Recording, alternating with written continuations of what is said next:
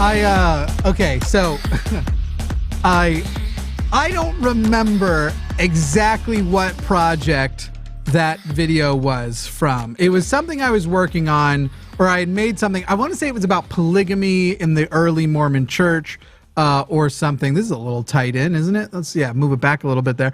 Something about polygamy with the Mormon church. I don't remember exactly what this thing. It was a 5-minute timer I had made to count down. I don't remember how many times I used it. I mean, just to put most simply, I don't remember what this was for. But I remember I made it and was pretty proud of it. I was pretty proud at the way it progressed. Something about this I thought was very cool.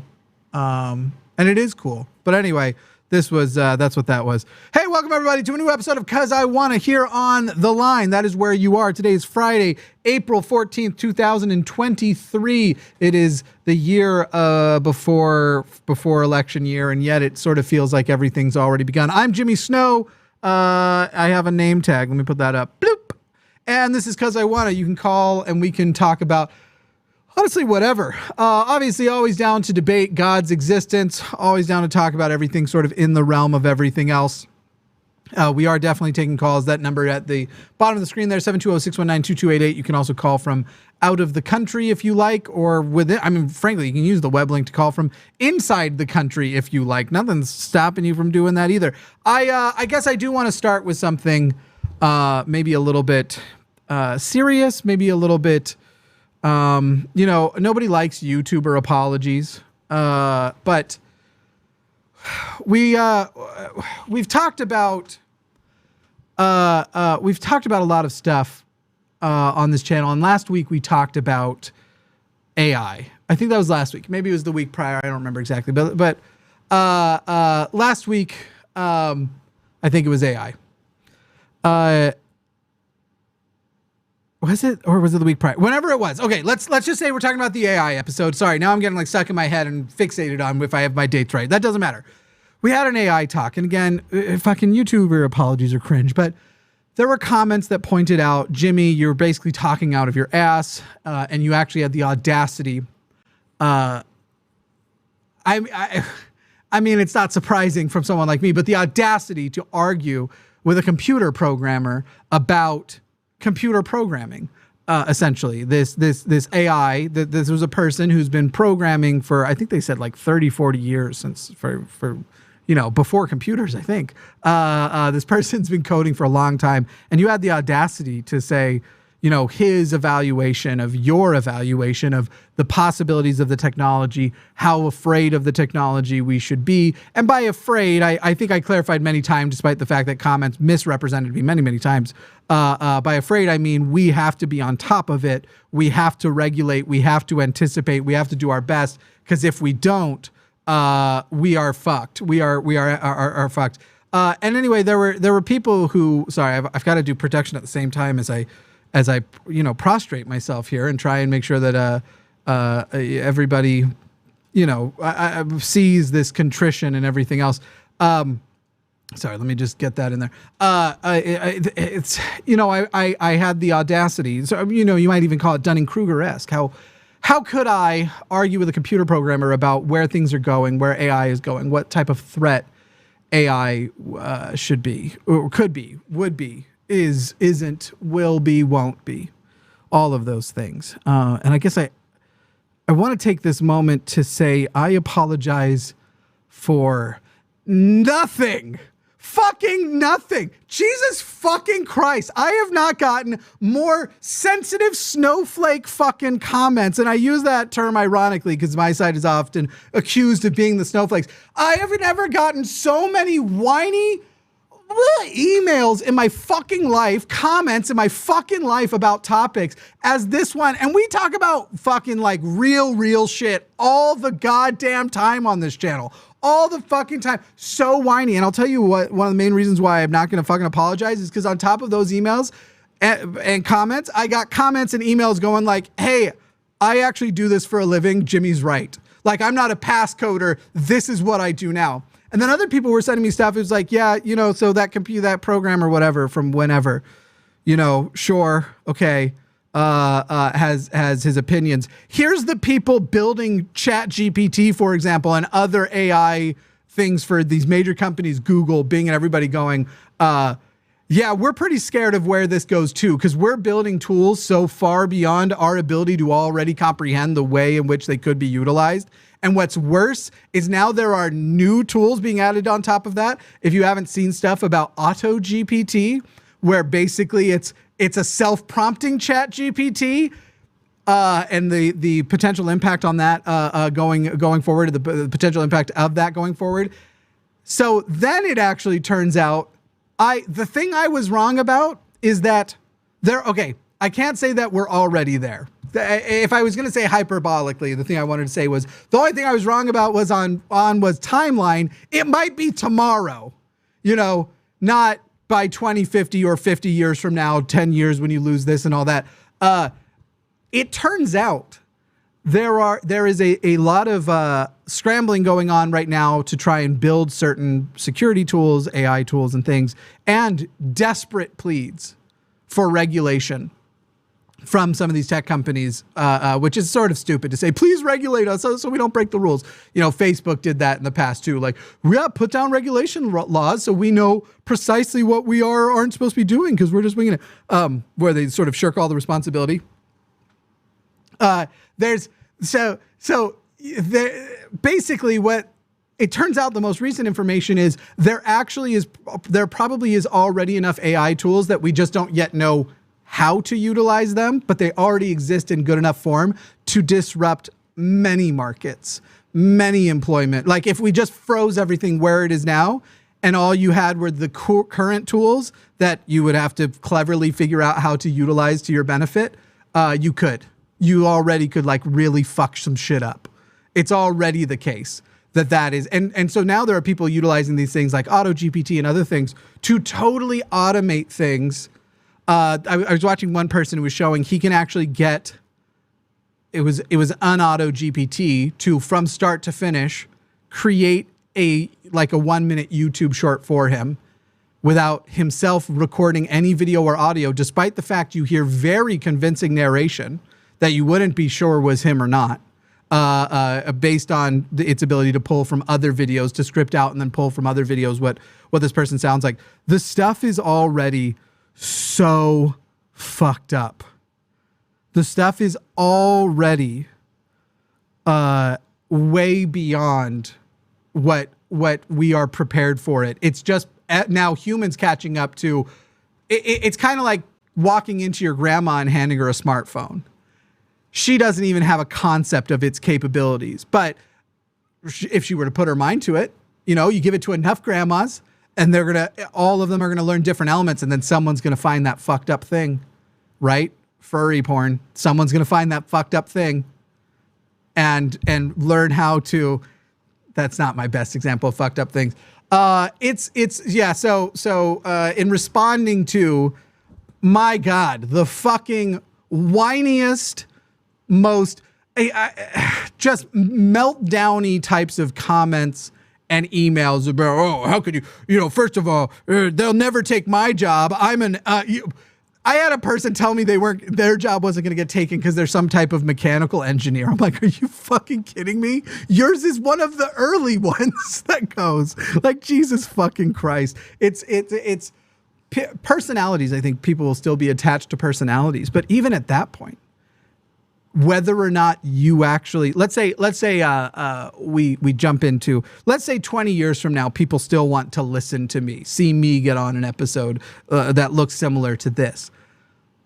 There will be people who will have AI, even in that scenario where they still have a job because people like them are going to go, people like them, not people like them, but that they love them, like them, that sort of use of like.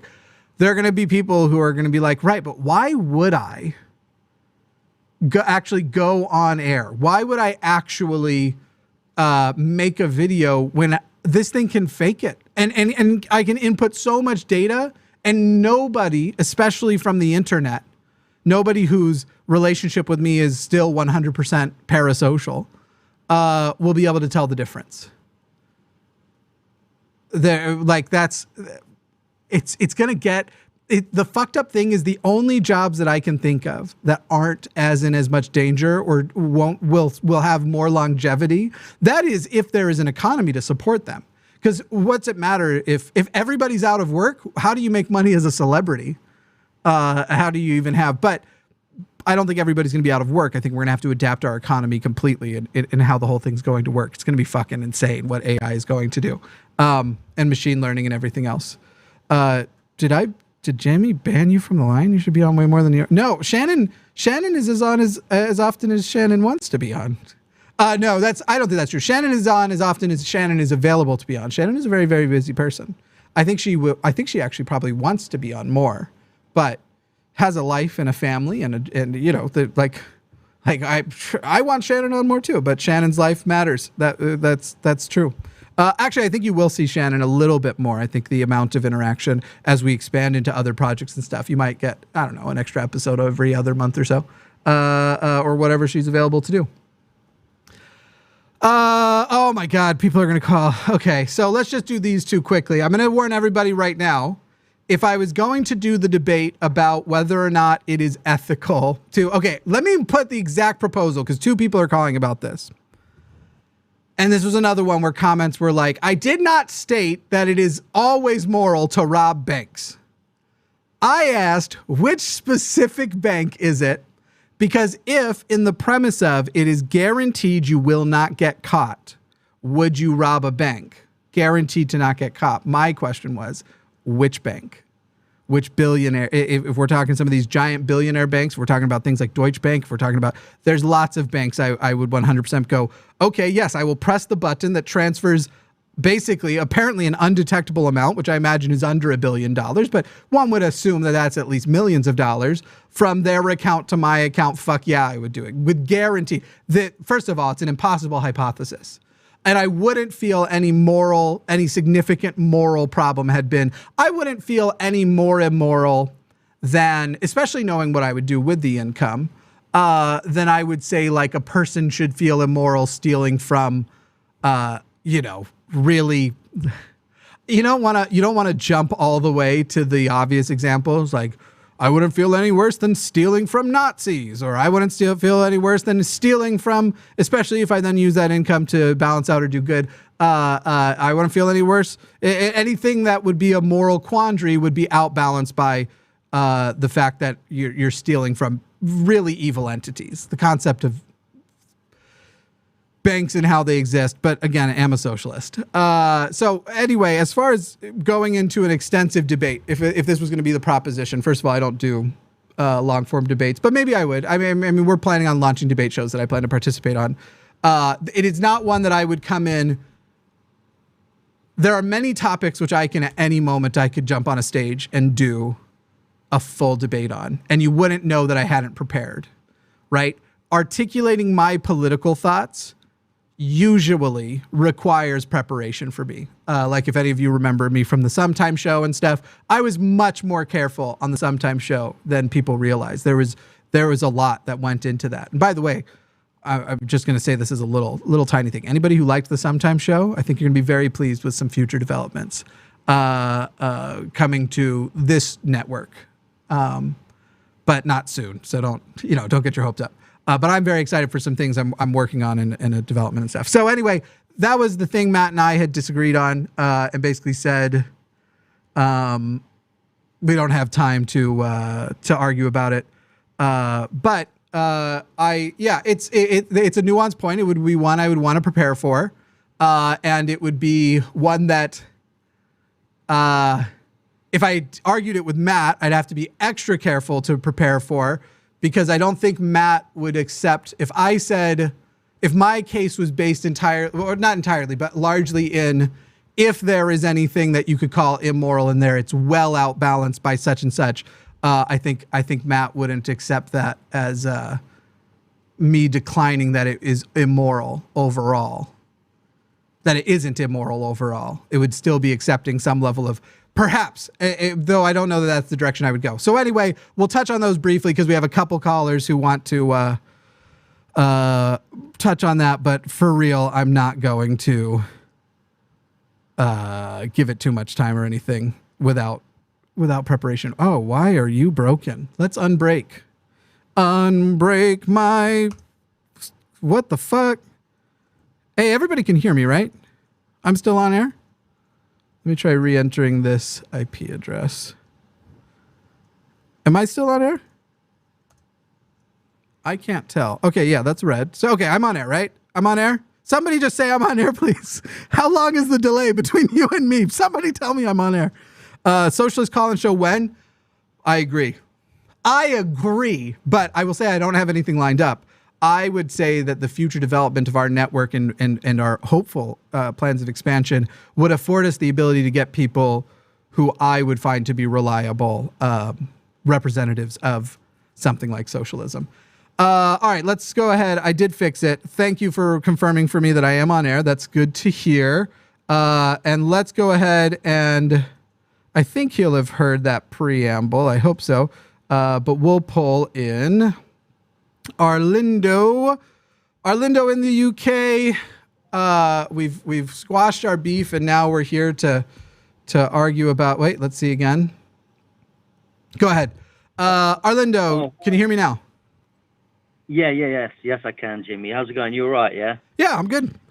How are you? Oh, so, yeah, not too bad. I did watch that last Dying Out Loud, and I saw the disagreement you had with Matt, and I'm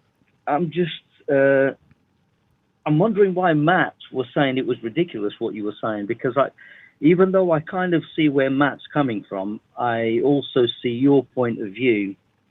Do you want to try and unpack it, yeah? Yeah, here's what Matt was saying. No, I'm just kidding. I have no, Matt, I think that both of us had a preconceived notion of what the other one meant, and I bet we're both wrong, is what I would bet. Matt and I anticipate we'll get high together and talk it out on couches, not on air. But that's more our style for conflict than wanting to air a debate or something. I see, yeah. What was going through my head at the time was I was thinking I would definitely be tempted to steal from a big bank. I say big bank to refer to what you were saying, if I could get away with it. And it wouldn't even be a question of temptation, but, it would be a moral duty, really. If I desperately needed the money to save a loved one, say if medical intervention was required ASAP. Yeah, I think when we talk about this, though, we're speaking in existential terms of all we know is what's currently true. So without adding hypotheticals of, because I'd steal for a loved one, I'd kill for a loved one if, under the appropriate circumstances. Yeah, I'd kill another person to save the life of someone I love. Probably only in justified ways, right? I like to think I wouldn't just, do that too quickly, but virtually everything you could say. In fact, I'm certain Matt could come up with a Oh, Matt's in chat. That's funny. I don't know if he's hearing us though. He's talking about locksmith or something. But I think Matt would say, I could come up with a scenario where the individual scenario is, but on this existential level of all we know is someone's given me an opportunity, or I guess not someone, because to truly not be able to get caught, no one else can be aware of it. I feel like, right? Yeah. Like the easiest way for, what is the phrase? If the only way for two people to keep a secret is if one of them are dead. Yeah, definitely. So anyway, on an existential level, is it immoral with current day facts and the current existence of banks and truly, there's differences in terms and maybe I'm trying to be pedantic with lines of morality and ethics and all of this other stuff. But I can say that present day circumstances, I don't see the moral balance as being immoral if you could truly get away with robbing a bank. I would be more concerned about the consequences of being caught than the actual robbing of certain banks.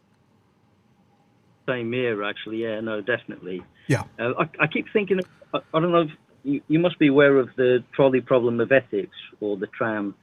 It's a runaway tram, and I would be inclined to say, there's usually 5 people on one side and then one person on the other. And if all you know, if they're just strangers, I would be inclined to say 5 and let one die, because, it's obviously less of a loss of life and also less suffering in the world in the aftermath of the decision. Sure. Well, intuitively anyway. But the minute someone tells me that it's 5 strangers on one side and my wife on the other, I would definitely kill 5 to save my wife. Right. In fact, I would kill a billion. Yeah. I've made this point before too. I don't like Ben Shapiro, right? I think Ben Shapiro is a piece of human garbage, who probably makes the world a little bit worse. For his existence probably makes the world a little bit worse. But I feel that were I in a situation where I can either save him from drowning or save my old dog Sammy, who has since passed, but is the living being that I've never loved anything more than I've loved Sammy. In that scenario, I would know, or I would feel convicted that the correct answer, according to I think secular humanism and the specific way that I suppose interpret, though it's meant to try and be as objective as possible. But the way I exist as a secular humanist, I believe that it is true that the correct answer, the correct thing to do, consistent with my morals, is save Ben Shapiro. And that is probably the moment that I would fail as a secular humanist as I save my dog. And so that's kind of the same. If you want to go with the trolley problem, I would fail as a secular humanist and save the person I love over the 5 other people on the track. So would I. Yeah. I keep wondering what Matt's answer would be. I mean, I know he's talked about Kant and, critique of pure reason and moral imperatives. Yeah. And I keep imagining that he would counter your, socialist Robin Hood position by saying that if you were the owner of the bank, you wouldn't like it if someone robbed you. No. I don't feel that that's at all. I think Matt's position, I think he already sort of previewed it, had to do with the way in which the money is recovered and restored to the bank would have adverse effects on either the customers or the taxpayers, which I disagree with him on, but I think is probably where we would come down on some arguments. We're talking about theoretical amounts of money. The amount of money you would have to steal to actually have taxes or customer interactions changed would basically have to be ridiculous, because at the moment, put very crudely, the process of restoring stolen money to FDIC banks is digitally printing more money in a way that actually also doesn't have a significant effect on inflation. They basically just go, okay, we see the number, we're just going to hit the button and turn it back to the old number, is pretty much, like, again, put very crudely, what happens, and just not. Yeah, I was also wondering how the workers would be affected.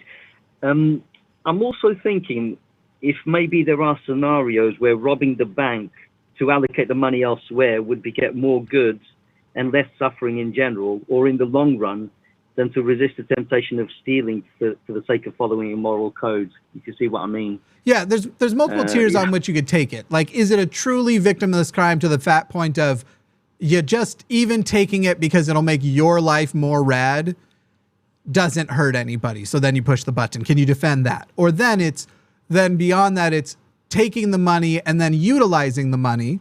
Does whatever perhaps moral outcome that is negative, not moral outcome, but whatever negative outcome maybe could come of it, is the money in your hands and the positive outcome much more significant? And then when you're evaluating that, you have to get down to specific questions about autonomy, because we still talk about, obviously, if you're violating the autonomy of somebody else, you don't actually then take on the better. So we talk about the organ version of the trolley problem. You can't actually defend that it's okay to kill one person to give their organs to 5 people and keep them alive. We don't violate autonomy in that way. So it's basically, there's different angles you would take it from, and then you'd have to try and stay consistent as the nuance is going to somewhat pedantically slap you back and forth in and out of your own position. I swear that gets brought up in debates about abortion, right? Abortion exactly. Rights. Usually pro-choice. Yeah, I think I've heard that somewhere. I think Matt mentioned it before. It's a common one. Matt probably has, but it's a common part of the conversation. Yeah. I mean, the autonomy argument is, I think, the single best argument for being pro-choice, even without anything else. Right. Do you think, and I'm not saying this is the case, right? So don't take it personally. I don't mean to insult anyone, but it's just a suspicion I had in my head.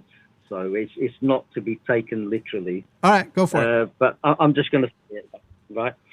Do you think Matt resisted entertaining the possibility that it would be okay to steal if nobody ever found out, because it might be perceived as a pressure point on secular humanist morality by theists? And trust me, I'm not saying that's the case, but it's just... I know. I get your question. I promise you that's not what happened. And this isn't okay, because I hold Matt in like high esteem. I mean, he's my friend. We work together. I would say we're partners in a lot of ways on the business end of stuff. And so there is obviously some friendship bias. There isn't hero bias. There might have been some in my past where you like look up to somebody. Truly to each other, we have come down to just the point of humans. Matt is whether it's, you know, obviously it's been speculated about on this channel which spectrums he may or may not fall on. Matt is incapable of what you just described. Yeah. Matt is authentic to a fault. Matt wouldn't sit there and go, I'm not going to engage this because I fear the consequences of finding out I'm wrong. That's Matt's personality does not have room for that, which I think is a good thing about him, for the record. Yeah, no, definitely. I mean, I was thinking at the time the pious might see it as a legitimate point of attack against secular humanism, but then again, they would be hypocrites to accuse atheists of being amoral, you know, on that basis, because, you know, their holy books, they have much of what's in their holy books is like garbled amorality, really, masquerading as absolute morality, which they tend to follow because they believe an all-powerful being is watching and you know, and threatens to punish them if they misbehave. Mm-hmm. So that's really not a good it's an ignoble reason to be good, really, and it shows how religion infantilizes people. Yeah, sure. But I was just wondering if that could be like a you know, might be perceived as a point of attack, and then Matt was like trying not to go there, but you know, I'm glad you cleared that up. I think I was the one who, honestly, I think I could have goaded Matt into. I mean, I don't know that it would have it wouldn't have turned into a formal debate or anything, but I think I could have kept Matt. I think I was the one who honestly was like, hey, I basically in a fun way of saying this would take more time to explain than we have because we're already running late. And I would want time to prepare some more concise points with specific examples, as opposed to speaking broadly, if we were going to do it. Again, it's my political, how far politically left I am.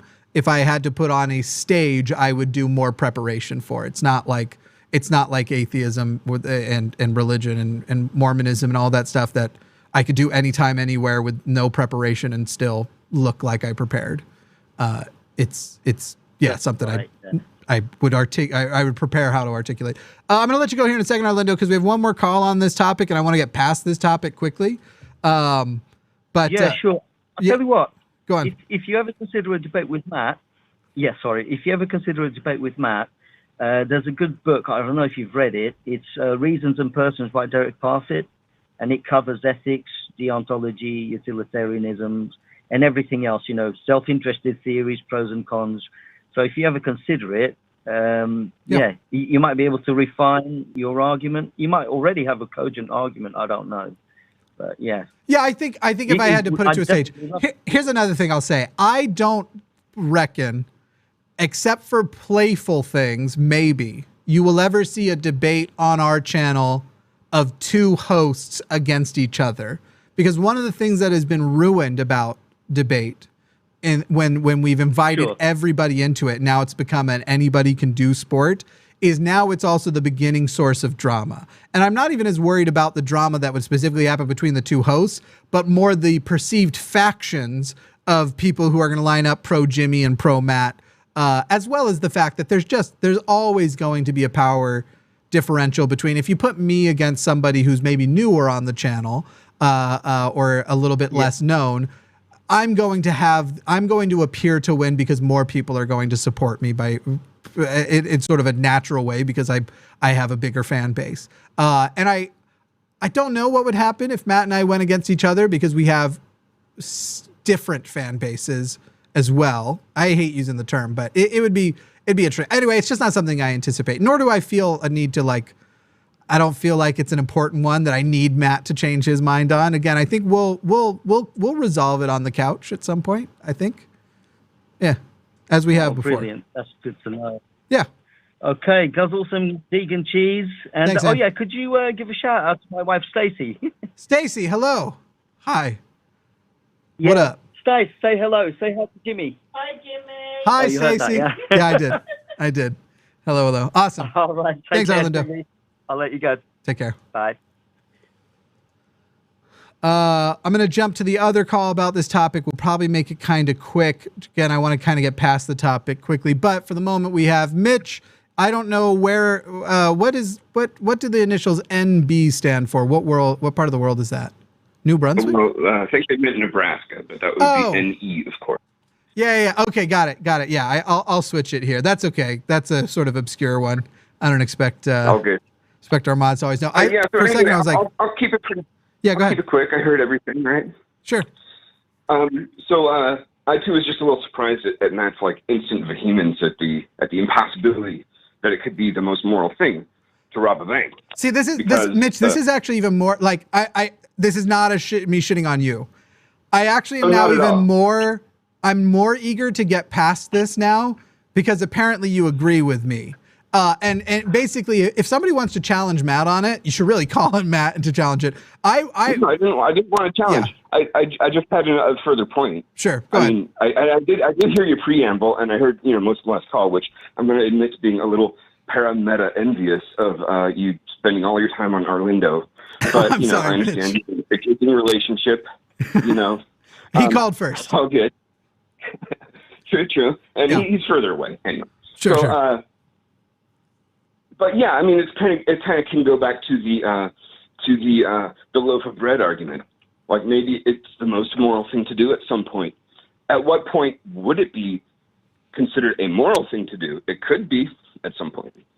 Yeah. Anyway, I guess I'll tell you my position on it. I think it is most likely the case that even if you didn't do a thing with any of the money, that there are several circumstances where pressing the button that moves the money from their account to your account in an untraceable way is at minimum amoral.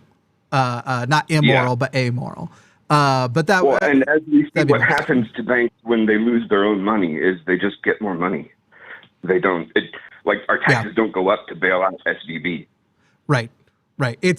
And also, it's hard because you're balancing multiple stuff that technically answers different questions. And so I don't want to imply by saying I'd also have no sympathy for a bank that is basically stealing from other people, but that wouldn't technically be the counter to that argument. So I wouldn't, we're not talking about sympathy. We're talking about the morality of it and the potential impact. Yeah. Yeah, Mitch, anything else? Go on. It's my further hope that you can continue to bend Matt's amazing mind leftwards. That's all. Oh, I wouldn't hold your breath. I'm not saying that Matt is unreachable. I'm saying that Matt is like me in a specific way of I think Matt and I have. I hope. Let me say I hope. I hope Matt and. Okay, actually, I'm gonna change it one more time. I know that Matt has helped me articulate things that I wasn't articulating as well in the past. Talking about moral virtues versus moral things that are morally imperative. There's several categories. I hope I've returned that favor to him, and I would say that is the extent to which we are going to influence each other. As far as our core beliefs go, it may be through exploration with each other that our things adopt. But truly, whenever somebody suggests I hope you change Matt's mind on such and such, it kind of makes me laugh. Because People in my family think I changed my brother Jason and then a couple of other people's minds in my family, but Jason's the one that's the laugh about Mormonism. That would accuse me of being responsible for. Jason is as independent-minded as I am, if not more. It would almost be repulsed by the idea that you would think that could happen, despite the fact that he and I get along very well, and it's not because he thinks that that I suck in any way. It would just be wild to him. And it's sort of the same with Matt. If Matt's mind changes, it's because Matt changed his mind. Nobody's changing his mind for him. Oh, sure. Yeah. Sure, but in order to change someone's mind, you have to be, open to challenging your current beliefs, et cetera, et cetera. Like, I've had a huge journey that's been kind of parallel to Matt. I'm of an age with Matt. I was kind of conservative when I was young. I was a good liberal Democrat for a very long time, but, I'm a socialist. I'm a commie now. Yeah. I've learned and changed a lot. Sure. All kinds of things. Anyway, great talking to you. Yeah. Thanks, Mitch. I'm going to take off. Yeah, no worries. Go fuck yourself, Jimmy. Thanks. Bye, Mitch. I guess last thing I would say to everybody about working with Matt and being Matt's friend is he is a extremely consistent human. He is. This is an act, right? I'm an act. What you see on TV or your phone or whatever is an act. It's not dishonest, right? I'm only representing my my values. I'm only representing myself. But anybody who's been around me in person, one, can see I'm visibly autistic, and two, I don't speak above a whisper. I try to blend into the furniture. I love having a friend who I know, especially in group settings where there are strangers, because I glue myself to them and kind of hide behind them, honestly.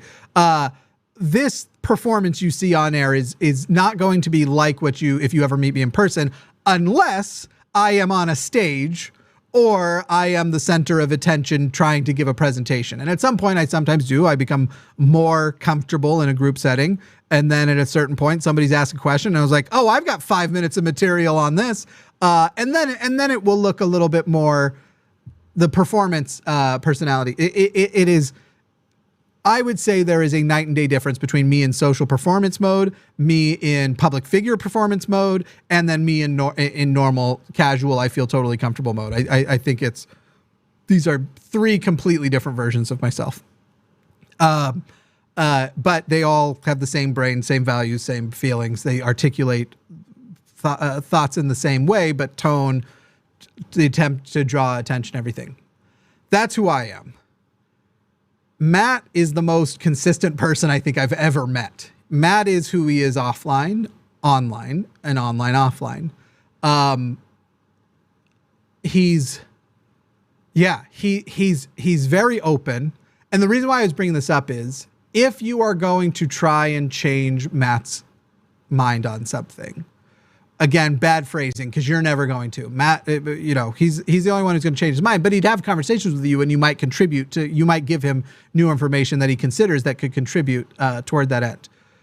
Matt has already modeled the level of evidence and information you need to bring him to be able to have those conversations. And so it's sort of like, that's kind of what was happening the other night when we were on that section where the conflict came up. Was I knew I wasn't ready to articulate to what I know, because I've known Matt for a while now, and I know his personality pretty well, and I've obviously been watching him for even years prior to working together.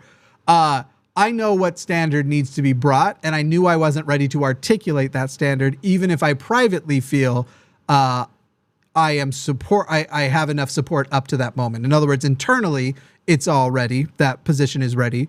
But articulating that position wouldn't be, which is why people watch the show. It's, right? People watch us take calls because they already are on a side of something and are probably already adequately researched or maybe need to do more, but they're in a position where it helps them to hear people articulate positions they have, not tell them what position they have, but how to put into more concise words these things about, whatever topic. Modeling the actual conversations about them. It's why it's here. So anyway, that's pretty much all I have left on that. I would love to talk to Theist. I would love to talk to anybody who I have antagonized on Twitter in the last couple of weeks. I would love for some argumentative calls. I'd love, if people want to talk about news stuff that's going on. But yeah, truly, I would love to have you back. There's a person in chat who you came in with a new account. Your old account isn't banned. I don't know why you came in with a new account. Unless something happened after, but I don't think it did. I think your old account is still there. No, leave him alone. Nobody cares. It's fine. But seriously, Matt and I, this is another thing he and I both have in common. We super don't hold grudges. Unless somebody was like fucking throwing out slurs. And as I recall, the challenge was call in or you'll be banned. And he did call in. So I don't know why we would ban. I don't want to tell people call in or you'll be banned. And then when they call in, they get banned anyway. That discourages people from actually taking up on that. So, yeah, if the ban is, I recall unbanning when another mod had banned, twice actually. I recall unbanning. So if something happened after that, I don't think it was supposed to, but well, it doesn't matter as long as you're on your best behavior, you're not going to get banned again. Not even best behavior. Just don't be a dick. All right, let's talk to John in, I don't know if this is LA or Louisiana. Which one are you in, John? Louisiana, New Orleans. Oh, nice. I lived in Slidell for a couple of years. I'm sure you know where that is. We've talked 3 weeks ago, I think. Okay. Do you remember my voice? Yeah, kind of. I mean, I more remember talking to somebody who had been from Louisiana. You have to understand, I work nonstop. Yeah, I'm a teenager, just so my accent, I get a little bit nervous when times public speaking. John isn't my real name. It's just kind of an online anonymous thing. Is that okay? Of course. Well, yeah, we don't care. Yeah, whatever you want. Yeah, so last time we kind of argued on the deism thing, and I think I'm more agnostic. I think I'm in the atheist, but I'm kind of debating with myself, and I'm just kind of looking into these things a lot. But you really gave me some things to think about. John, I'll tell you this, and the reason why I'm going to tell you this isn't just to tell you this, but also because it might get somebody to call in and argue with me about what I'm about to tell you. It's hard for me. You were saying you're still figuring out where you are on that whole thing and that you're probably a little bit more agnostic. It's hard for me to conceptualize a person who is agnostic but isn't atheist. The concept of an agnostic theist, to me, undermines the phrase, I do believe in a God. Therefore, even at that point where you're I think I'm leaning towards the atheism side. But yeah. I watch a lot of things from atheist versus theist, and I'm really interested in the religion topic. I just, but let's put that aside. So I wanted to mostly talk about what I find is a sort of Christocentric representation from the atheist community in the West, mostly because of the fact that although it's true that Christianity is dominant, as there are more atheists in America and Europe from different backgrounds, since there's more atheists as a whole, especially in Europe from former Muslim communities, the ex-Muslim communities are growing quite a bit. And I don't know as much about like the ex-Jewish or ex-Hindu community or anything like that. I do generally wish, I do understand that like atheists do attack non-Christian theism and they don't just focus on Christianity, but I also do understand why they do mostly focus on Christianity. I just generally think that the atheist community should broadly familiarize itself more with non-Christian theology and doctrine and not be as Christocentric in its focus, if that makes any sense. Yeah, and I think I think that you are broadly right and less broadly wrong. I think that we need good communicators who are ex-Muslim, who are very familiar with Islam, and have a specialty in Islam. In the same way that you could say I have a specialty in Mormonism or Matt has a specialty in atheism. I just think it should be all the doctrines because a lot of the atheist versus theist debates I've seen online have to do with the atheist debunking theism by saying there's not enough evidence for God, which is a convincing argument, I understand, for atheists, but there's a lot of theists who they'll do special pleading or they'll say define God in a different way or they'll convince themselves in their head and they'll take that deistic God and stretch it a million times to whatever their particular theist doctrine is. So I do think being able to attack certain holy books and doctrines is also important, on top of just the evidentiary standard. John, you're talking about a task that is, to do the way you are suggesting, is basically impossible. Just a limitation of time, and then the time you would actually have to argue with people. Broadly, I am happy to debate anybody of any religion, and as long as they're able to answer basic questions. Wait a second, John. Wait a second. As long as they are ready to answer my questions, I don't actually need to know which God a person believes in to be ready to debate the concept of a God or their God versus reality.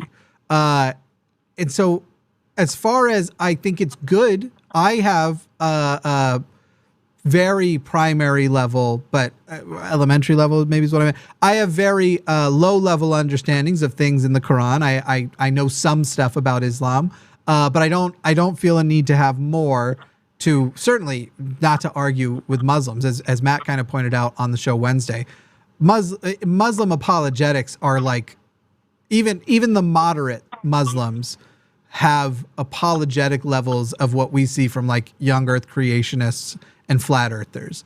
The model of reality that comes from moderate, the model of reality that comes from moderate Islam is ridiculous and not hard to engage with. So I think that there needs to be people who can specialize, and there is a utility in having amazing people like Dr. Bowen out there who can speak with expertise on a topic like biblical slavery. Also, if I'm on speakerphone, please take me off. I'm keep getting echoes of myself.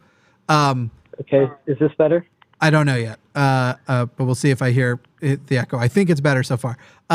It's great to have lots of people with the specialties. I don't see currently that there is. I guess, John, here's the thing. You're calling in with a point of saying it would be better if this would happen. Are you seeing cases where atheists are getting stumped by not being familiar enough with the specific holy book of another religion? Not usually. How about ever? I would say if Bart Ehrman debated an Orthodox Jew, he'd have a pretty hard time, since he basically focuses on. So first of all, what would their debate topic be? If Bart Ehrman decided to debate an Orthodox Jew, what would their debate topic be? The historicity of the Hebrew Bible. And including Old Testament and New Testament, or no? No, just the Old Testament. Yeah, Bart Ehrman would clean that up easy. Would not be difficult for Bart Ehrman. I don't know. I thought his wheelhouse was more New Testament Christian stuff. Yeah, it is more New Testament, and yet I know that his ability to prepare and the fact that he does still have a decent enough understanding of the Old Testament, because to have just the New Testament would be wild, and you wouldn't call a person a scholar if they didn't have above college level understanding of the source material. But even if it wasn't, I was waiting for you to say, like, what are they going to debate? Whether or not Passover should be conducted one way versus another way? Because when we're talking about what the position of an atheist and a skeptic who's here to debate, we are only here to debate reality.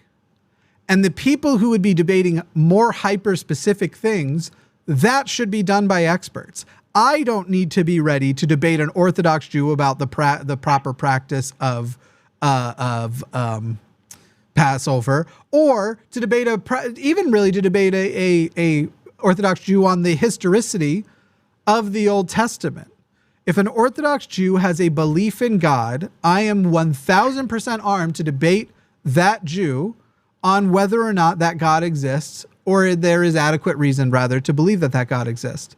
I was going to say or not, but or not actually isn't an accurate representation. I do understand your point. I think the only point I'm making is that although it's true that I understand that from a skeptical or thinking position, anybody that's being honest would concede points that there's not enough evidence for God. I'm just saying, for someone that's biased to theism, they would probably just fit that contradiction. Whereas I think if you attack a specific holy book, it's more likely to get someone to reconsider their beliefs. Because if you say that a God is unlikely, any old schmuck can just rationalize it in his head, even if it's wrong rationalizations. Whereas if you explain like why their holy book just doesn't make any sense from a historical perspective or from even an internal contradictory perspective, I think that's more convincing, which is why I generally think understanding holy books or doctrines makes it a bit easier to attack theists, and it just so happens that Western atheists are less familiar with non-Christian holy books.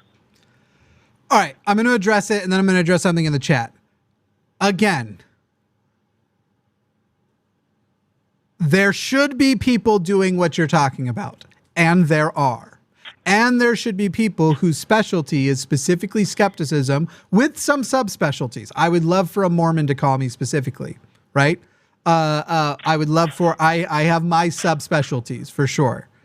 Yes, there should be people. In fact, honestly, they're not just atheists. There should be people within their religions challenging them. But what you're describing is this sort of, you should be an expert. And this is the bullshit that actually comes when we argue with a lot of religious people who call in and they want to argue some hyper-specific, myopic, and do so pedantically. They want to get in down to that hyper-specific, well, what about this thing that you may or may not know? I'm trying to remember the debate tactic because it's done in political debates too, where somebody comes in with some bullshit study. No, with some bullshit study, with something like, okay, well, what about the one? And it's some obscure reference that nobody in their right mind would know. And it's impossible to cover every expertise at every time, because even as you're sitting here and going, for example, I have great anti-Bible apologetic points. I can fight against Christian apologetics all day long. And yet I hit specific Christians who are like, yeah, no, I'm fine with the fact that you're saying that part of the Bible, at least, I agree with you that, a lot of the Bible has been ruined by the penises that wrote it. And they're just like, yeah, I'm fine dismissing that. For me, it's just about my relationship with God and figuring out what I can still get out of the Bible. Because yeah, boy, the way the Bible's been fucked up by the fact that men wrote it. There's no version of, there isn't one Bible. And there's no one interpretation of the Bible. So you have to be broadly ready in the position that we have here on my channel. You have to be broadly ready to take on those topics and be able to engage anybody at any religion. But to suggest that there needs to be, I don't even know what your point is. Are you seeing that there is I don't know enough about the Quran, and so I'm specifically not going to be able to appeal to ex-Muslims it's or not Muslims? Just the Quran, it's also let's just stick with the Quran. Let's just stick with the Quran, John. From your perspective, John, and I understand, John, that you are a teenager, and so this could just be a point of perspective in aging. I have a certain channel. I have a couple of channels now, and the work I do toward helping people deconstruct from faith has some level of impact. And from your perspective, John, you feel that there is more I could be doing and that I'm missing an opportunity to increase that impact. No, not you. I wasn't saying you. I was just saying the Western atheist community broadly. I think. And that's what I was taking it. I'm not trying to just make it uber personal. If this point applies broadly to people who don't have expertise in it would apply to me. And so I'm trying to make an example and go, because you weren't giving me specific examples before when I asked for a specific one. You gave a hypothetical Bart Ehrman versus I tried to give the example of Bart Ehrman. But that's not a specific example. That's a hypothetical. I don't know much. Yeah, there is no example of that. Okay. So there's a problem you haven't actually identified to the point that you can give physical examples of. So I'm trying to broadly take on the point and say, what is it from your perspective I should be doing differently to increase my impact in the world? And is it actually pragmatic for me to take that note on and go, oh goodness, John from Louisiana, who is a teenager, has an idea about this, and I should take that on board as more than just something to maybe think about, actually has a good point. So what I'm wanting is the specific position and the support for that position now, John. And it's okay. I'm not trying to put you on the defensive. I know that right now it's getting a little more intense. If you'd like to take a step back and maybe go back and think about it and bring it back to me, I would be happy to hear that. Actually wouldn't know. I'm sorry. You're good. Maybe my question was a little bit too broad. No, I can't think of anything in specific I would ask of you. or even any proscriptions other than just familiarize yourself with the holy books. I think my only point is, I do think from what I've seen in terms of deist versus atheist debates, some of them have happened against Muslims. Like I've seen Matt Dillahunty and Sam Harris have debated Muslims before. So I'm not saying like it never happens in deist versus atheist debates. I think my only broad point, and maybe this wouldn't apply to you specifically, this would apply to people that do more regular debates or that are more well known. No offense, like you're well known, just people that are have generally bigger platforms.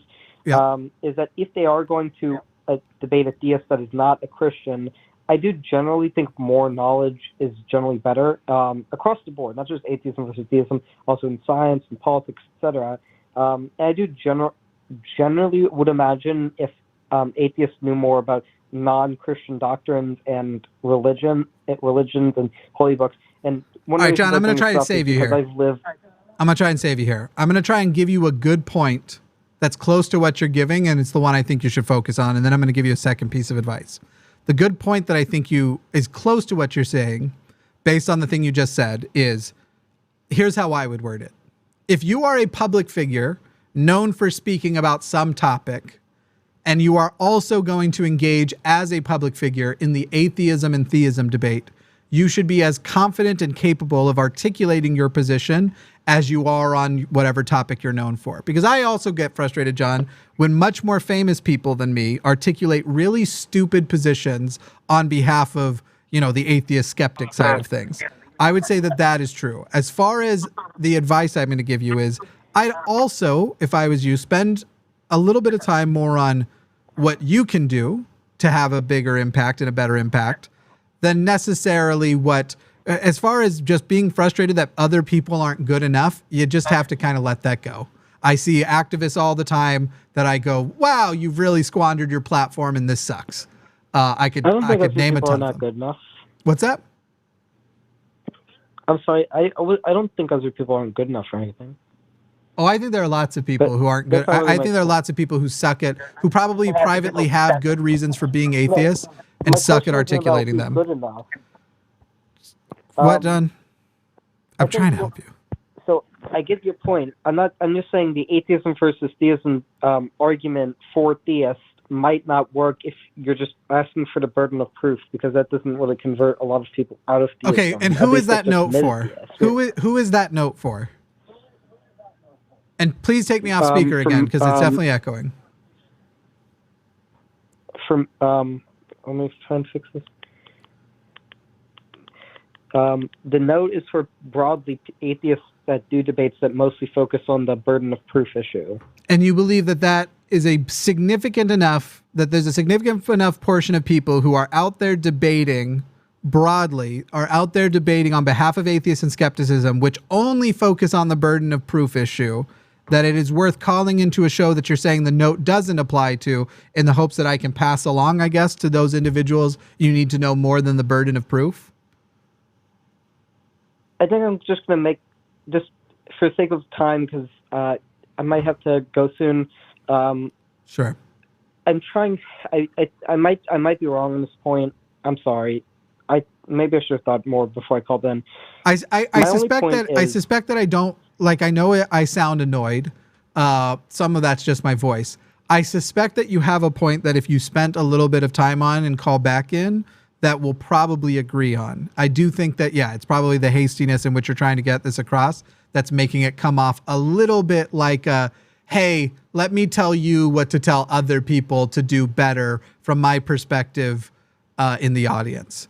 I suspect that there's something more useful. I was only going to say, I do think the only thing I can really say is that being familiar with how to attack specific doctrines or holy books that you're not familiar with, that might stump theists that are more fundamentalist in those religions or doctrines, is important. And it's important that you have more diverse representation of ex-theists that can know and speak to different doctrines better.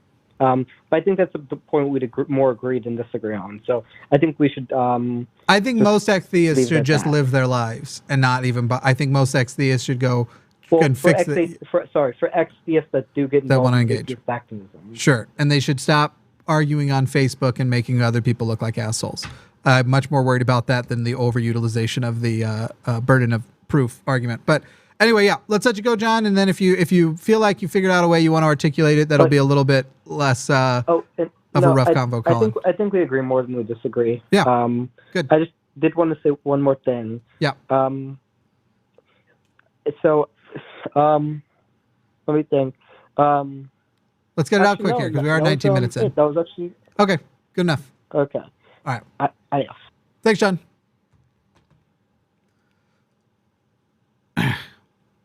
And now that call will turn into, because I've had these before, just people saying, "Oh, Jimmy can't take any criticism," and you're right, I can't. Zero. The way I do everything is perfect, and I never change. That's why everything looks the exact same as day one. I want to address, and I hope this person wasn't banned, even though I understand. I wouldn't say the mods would have been wrong necessarily for issuing something, but there's somebody in chat called Jay Schroeder who wrote, "Jimmy does not care what the subject is as long as it's about him," with an eye roll. True. I agree. I you know what? I don't actually disagree that much.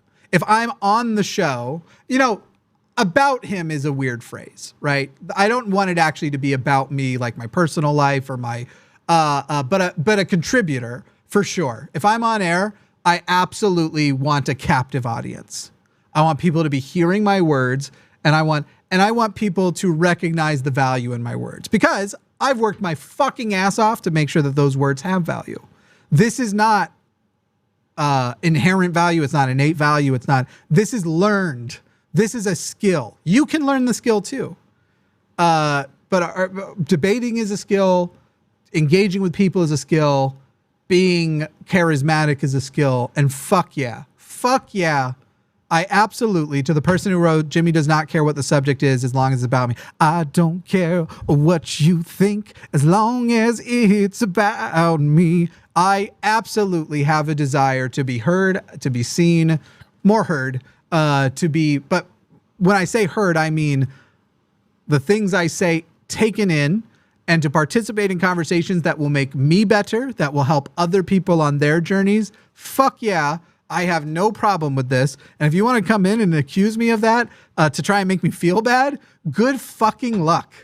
Because I'm good at what I fucking do, and I'm done. I'm done with that shit. I did that in the past. I've been a YouTuber now for like 5 years. And there was a solid year and a half where I let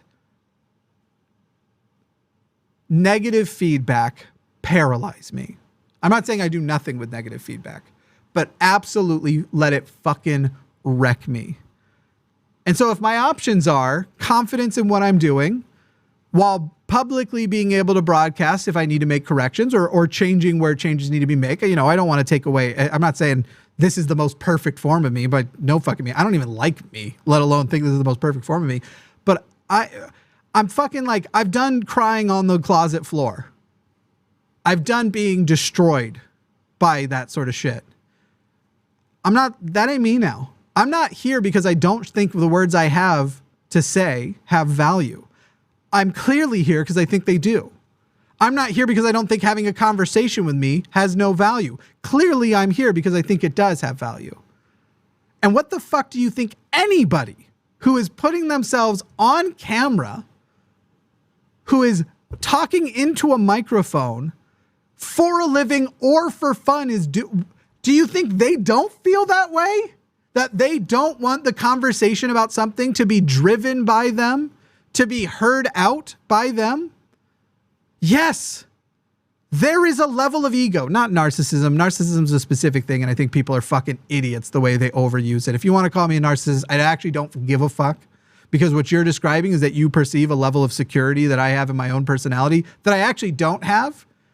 But you find it repulsive as it compares to yours. Now, that said, somebody who thinks they can diagnose somebody they've never met, if we're going to talk about things that I'd put on a chart of you really overestimate your capabilities and think you're the fucking greatest shit, I might put that in that column. But here we are.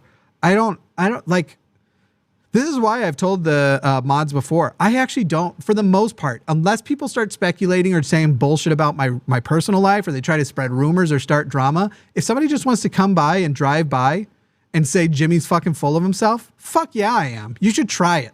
Being full of me is awesome. I hear how that sounds now. That sounded very sexual. I would defend that position too. I'm a generous lover, but that wasn't the point here. Why the fuck wouldn't I be?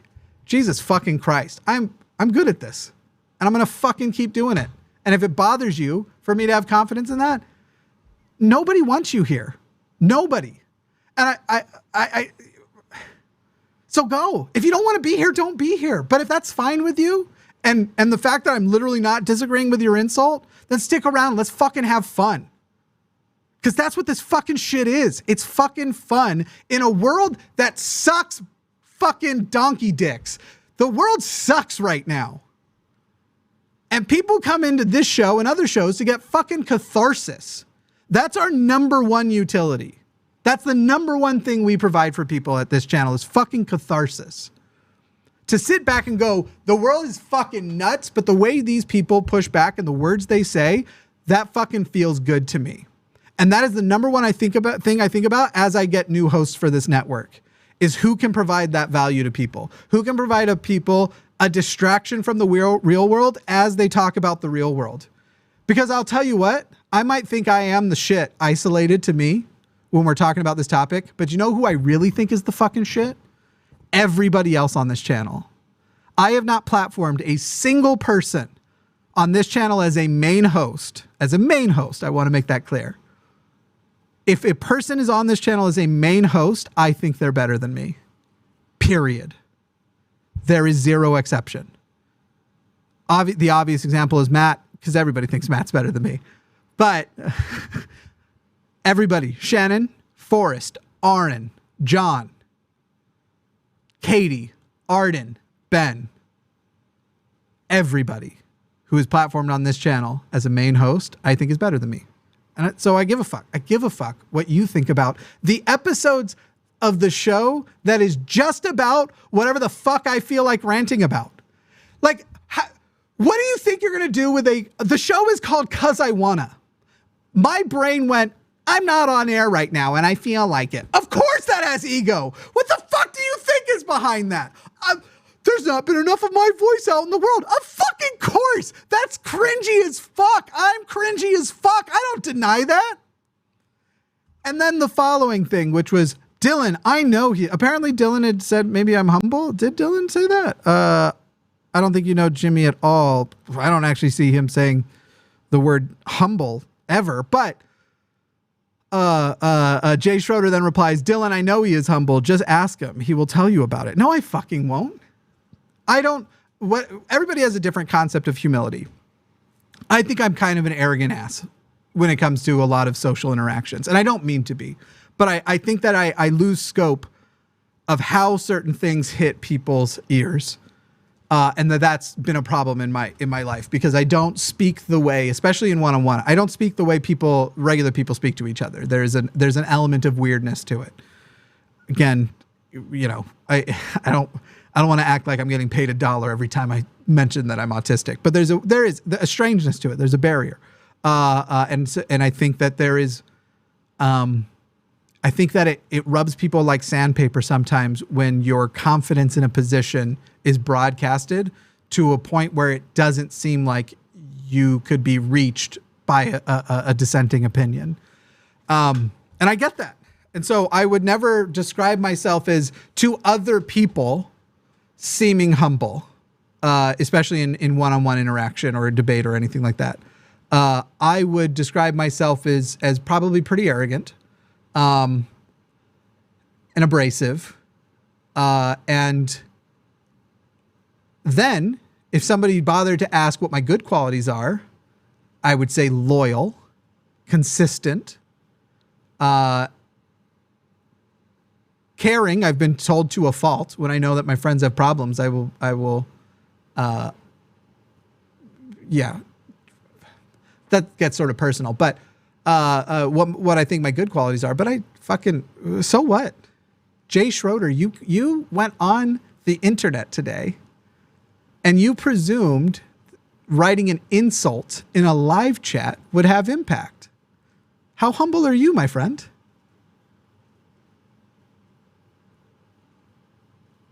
What's your humility level? Tell me about it, Jay. I don't know. Anyway, I hope Jay wasn't. And Jay, if you want to call in and say it straight to my face, let's do it. I probably agree with you more than I disagree.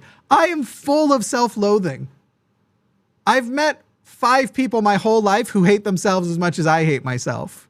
I am so tortured by never being good enough, by never being fucking, not even just good enough, just passable in my own views. So fucking, anyway, I don't know. This is a lot of time to, well, I'm not pushing back on the idea that I'm full of myself because I've just said I am, and then spent a subsequent 15 minutes really defending. Fuck yeah, I am. So I don't know. I don't know what the fuck you want out of me. So Jay, call in. Let's talk about it if you want, or don't. I don't actually give a fuck. I will forget this conversation happened moments after I'm off air. Let's get back to some calls and let's jump in to some religious ones. Because we have at least one theist. There might have been another one here on the line. I'm sort of trying to produce and let me go back to the list here. Yeah, let's talk to Abraham in Florida. Abraham, how you doing? Hey. Hi. I can hear a lot of noise in the background. If we can isolate from that, that'd be awesome. Oh yeah. Yeah, maybe take off speaker too, if we're on speaker. No, we're not. Okay. Abraham, let me ask you, on a scale of 1 to 10, how humble are you? Well, the higher I go, the less humble I am, right? Isn't that funny? It's a paradox. I don't know if you heard the rant I was just on, but I'm just fucking yeah, it was. Stuck on it. Anyway, Abraham, you have a point about believing in Jesus. Yeah. Go for it. Well, in the Bible, it says that if you don't believe in the Son of God, you're condemned. Okay. Is that the entirety of the point? Yeah. So are you calling to tell me that I am condemned if I don't believe in God? According to the Bible. Okay. Why should what the Bible says matter to me? I don't know. What do you mean you don't know? Do you believe the Bible? No, it depends. That's up to you. Yeah, of course I do. Right. So if I don't believe in the Bible, I'm condemned unless the Bible isn't true, right? Exactly. For you. No, not for me. In reality, if the Bible isn't true, in reality, if it's not true, nobody is condemned. Yeah, well, what is reality?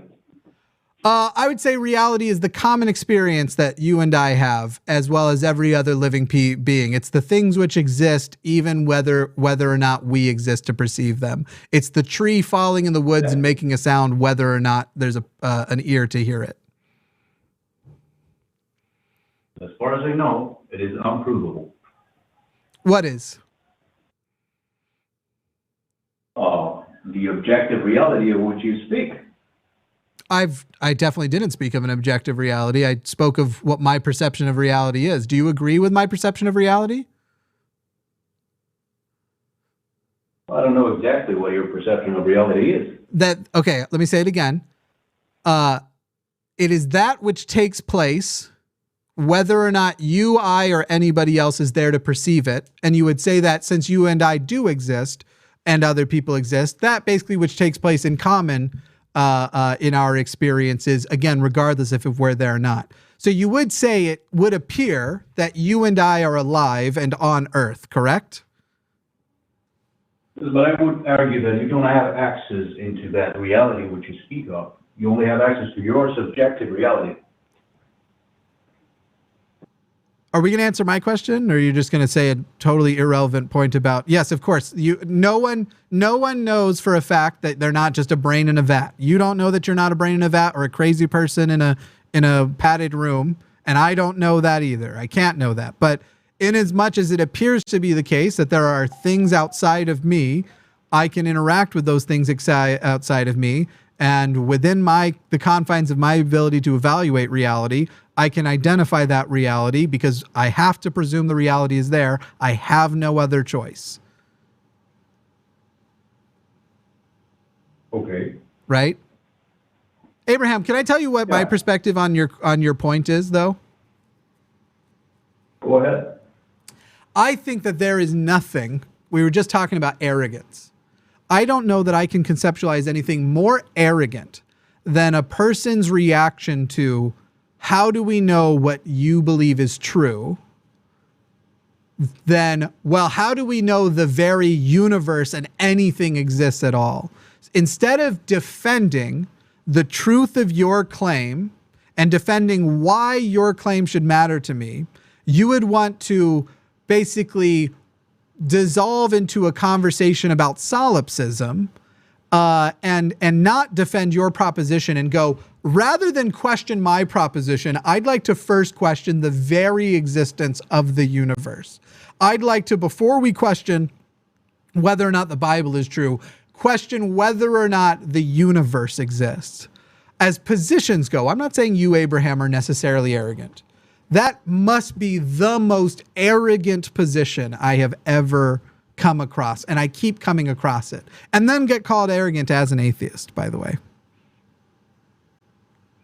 Mm-hmm. So can we come back to the question of why should I suspect? So let's just do this. Let's go ahead and give up some things. Let's go ahead and say, for the sake of argument, the universe exists. Right, Abraham? For the sake of argument, the earth exists. For the sake of argument, I exist. And Abraham, let's even do this. For the sake of argument, you exist also. Even though I can only know I exist, if I can know anything. Let's, for the sake of argument, say you exist. And that the world you and I seem to interact in together, the one where Donald Trump was president, Ukraine is at war with Russia, Antarctica exists. I think that's pretty much all it does. In that world, you have made the claim that I am condemned for not believing in God. So now, on the basis of giving up all of those arguments, presuming we exist, defend the claim that the Bible is true and I need to believe in God.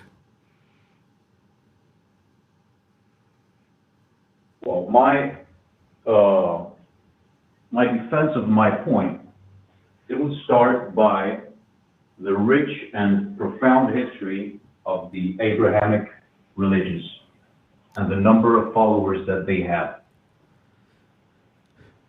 And sorry, so your suggestion is there have been so many people who have believed in the Abrahamic religions that because that many people believed in them, it seems more likely, or not just more likely to be true, in your estimation, that seems to indicate it is true. No, it doesn't indicate, because many people can believe something that is untrue. Yes, like for example, if Christianity is untrue, or is true, the billions of people who believed in Hinduism would, for example, be one such people, right? Yeah, but the issue gets more complex because there's a deeper understanding of the whole phenomenon surrounding Christianity and Jesus. Okay. Okay. So before we jump to that, I just want to make sure we don't leave the point we were on before. I want to ask you, Abraham, do you know what an argument ad populum is? Argument ad populum. Mm-hmm. Populum is populous, it's people, so it's related between something. Number of people. I'll just tell you so you don't have to keep doing the math. I'll just tell you. It's a logical fallacy, and it's basically the fallacy is saying because lots of people believed this, it's true, or it's right because lots of people agree with it. Would be more like it.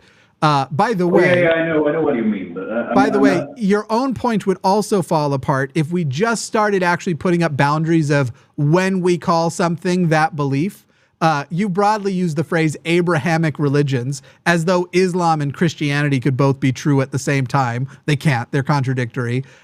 Even certain elements of Judaism and Christianity can't be, even though some people want to say one is a continuation of the other, they do actually have some contradictory elements to them. So then if we go into, okay, which ones do we actually say believed in the right God? Is it the Trinitarians versus the non-Trinitarians? Which is the version we go with? And you're gonna have to break down that you've created this ridiculous sample pool of people who mostly disagree with each other and largely think that each other are going to hell. That if you randomly pulled two people out of the giant pool of everyone who believed in an Abrahamic religion, and person A at random is picked, says their beliefs, and person B says their beliefs, there's like a 70% chance that they're going to, in a second you can, there's like a 70% chance that those two individuals are going to think that the other one's going to hell. But now we've dealt with your argument ad populum. This is a monologue. You don't let me speak. Now I muted you because I don't care what your notes are. I was actually about to get back to you. I had my point to make. These shows have a point to make. I had my point to make. And as soon as I was done, I was going to let you go because there's been a clear failure, by the way, Abraham, on your part of being able to conceptualize some of these at very basic levels. You didn't even know what an argument ad populum was. If you're going to debate these, Abraham ran away. Abraham was afraid and ran away, I'm afraid. I'm sorry to say. Scared Abraham wasn't ready to actually engage in this. So I'm very sorry for your fear, Abraham. I'm very sorry you were so cowardly to run away when somebody was explaining something to you, was almost finished with my point and ready to hand the mic back over. And you just leave. You just run away. Poor Abraham. So Abraham, your first argument was a fallacy, a logical fallacy called the argument ad populum. I highly suggest in the future you don't begin with fallacies. If you're going to go with my first point of why this is true, after we get past the arrogant position of before we evaluate whether or not what I said is true or not, let's evaluate whether the very universe even exists. After that position, we finally, oh my God, your first point where we just assume that reality exists. Your first point is an argument ad populum, a literal logical fallacy. And I know that there's probably going to be somebody in the chat who's going to go, actually, Jimmy, it's an argumentum ad populum, because I think that might be true. I think that might be right. I think it might be argumentum ad populum, not argument ad populum. But somebody in the chat, let me know. Anyway, Abraham, you are a fucking coward and a disappointment. But enough about what your parents tell me behind your back. Just kidding. That was too mean. That was too mean. I went too far. I've been going way too far on Twitter recently. Just these super homophobic people attacking me and transphobic people attacking trans people. And at some point I just devolve into, I enjoy emasculating conservative men by telling them I fuck their dads. It's a weird thing. It's probably not okay. It's probably, it's pretty semi-problematic. And then they'll say something like, my dad's dead. And I'll say, no, he just faked his death to not talk to you anymore. It's not good. That's too far. I agree. I can hear you. And that's too far. Let's talk to, well, hopefully I haven't just poisoned the well for you, but Smith in Nevada. You are on the line. Hello. Hi, how are you? Good. How are you doing? I'm all right. Sorry, I always ask how you're doing when somebody asks me. Sorry. You're all right. I was wondering, can God be proved deductively? Why would an atheist think that? Are you asking in a hypothetical? Is it possible? Could there? He might have wrote me down wrong. I'm not an atheist. No. I've got you in here as a theist, but you've asked me whether or not God can be proven deductively. And were I to say yes, that would mean I believe in God, unless you mean in an existential way. Is there a way in which... I'm sorry, it wasn't a God to question. I just meant, is that a legitimate approach? Could I imagine... basically, you're asking whether or not a premise-based sort of...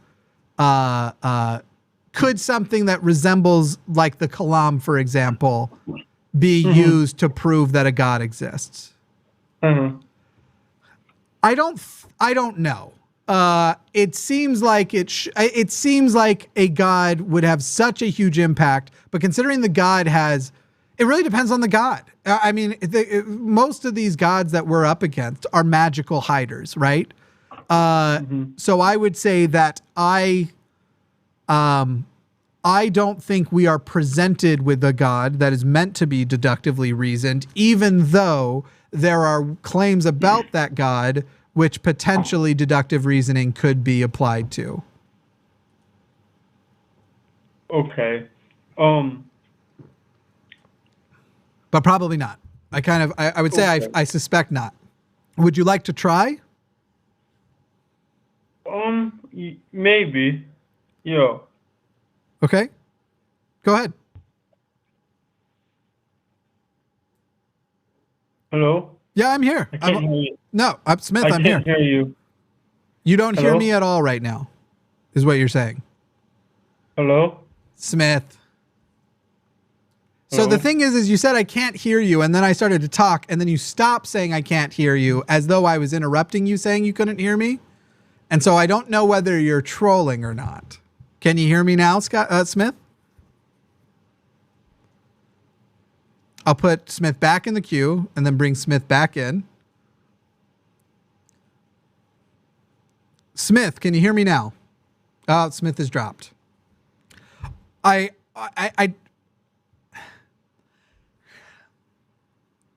don't want to assume poorly of people. There's something conspicuous about the conversation going fine until I said, great, let's try. Give me a deductive argument. Let's see if it stands up. And then I can't hear you. I start to talk. They reset their sentence. They start to say it again and then stop and then say it again, as though I've interrupted their I can't hear you sentence. I don't know.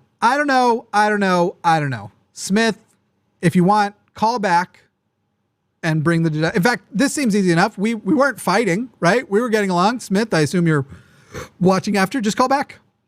I'll bring you back on. Let's find out if there's any issue by talking to Brent in Ohio. Brent in Ohio, you're on the line. Oh, not Liam. Brent, can you hear me? I can hear you loud and clear, Jimmy. How you doing tonight? The audio's crisp, I bet. Yeah, it's wild. I don't know, Brent. I don't know what's going on. Yeah, it sounds fantastic. You know what? I'm going to start by stroking your ego off. I know you don't particularly like that, but I want to tell you something. Okay. When I was a younger man, I'm 40 now, right? So I loved PBS. I loved Reading Rainbow. I loved Mr. Rogers, Sesame Street, everything, right? Nova. You are the adult PBS. Oh, that's awesome. That's a nice compliment. That amazing to me. Thank you for complimenting the network. Always accepted. Just never make it about me. That's great, though. Saying the networks, that's awesome. Right. No, because it's about all of you. It's about every single one of you brings so much education and, oh, God, it's awesome. But anyway, that's great. So I've started, the Alliance helped me to talk about being an atheist and to come out on my social media, which has had its ups and downs, obviously. Mm-hmm. You get some fanfare, which I found people I didn't know existed that felt the same way. That's great. And then you get your few people who are devout and they don't like that rhetoric.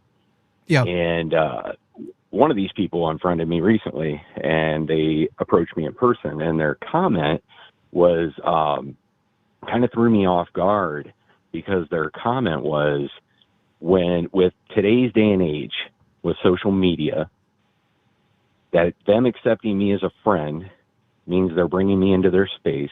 And so I need to respect their space by not being blasphemous about their religion or posting on Easter a picture of Jesus on the cross saying, God, my nuts itch.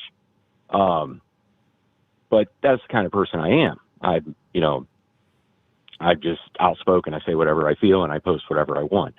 I'm not so sure that I have to respect other people's space, other than not to attack them personally or to say anything to them personally, or tag them in the post or something. I would call that a personal, blow.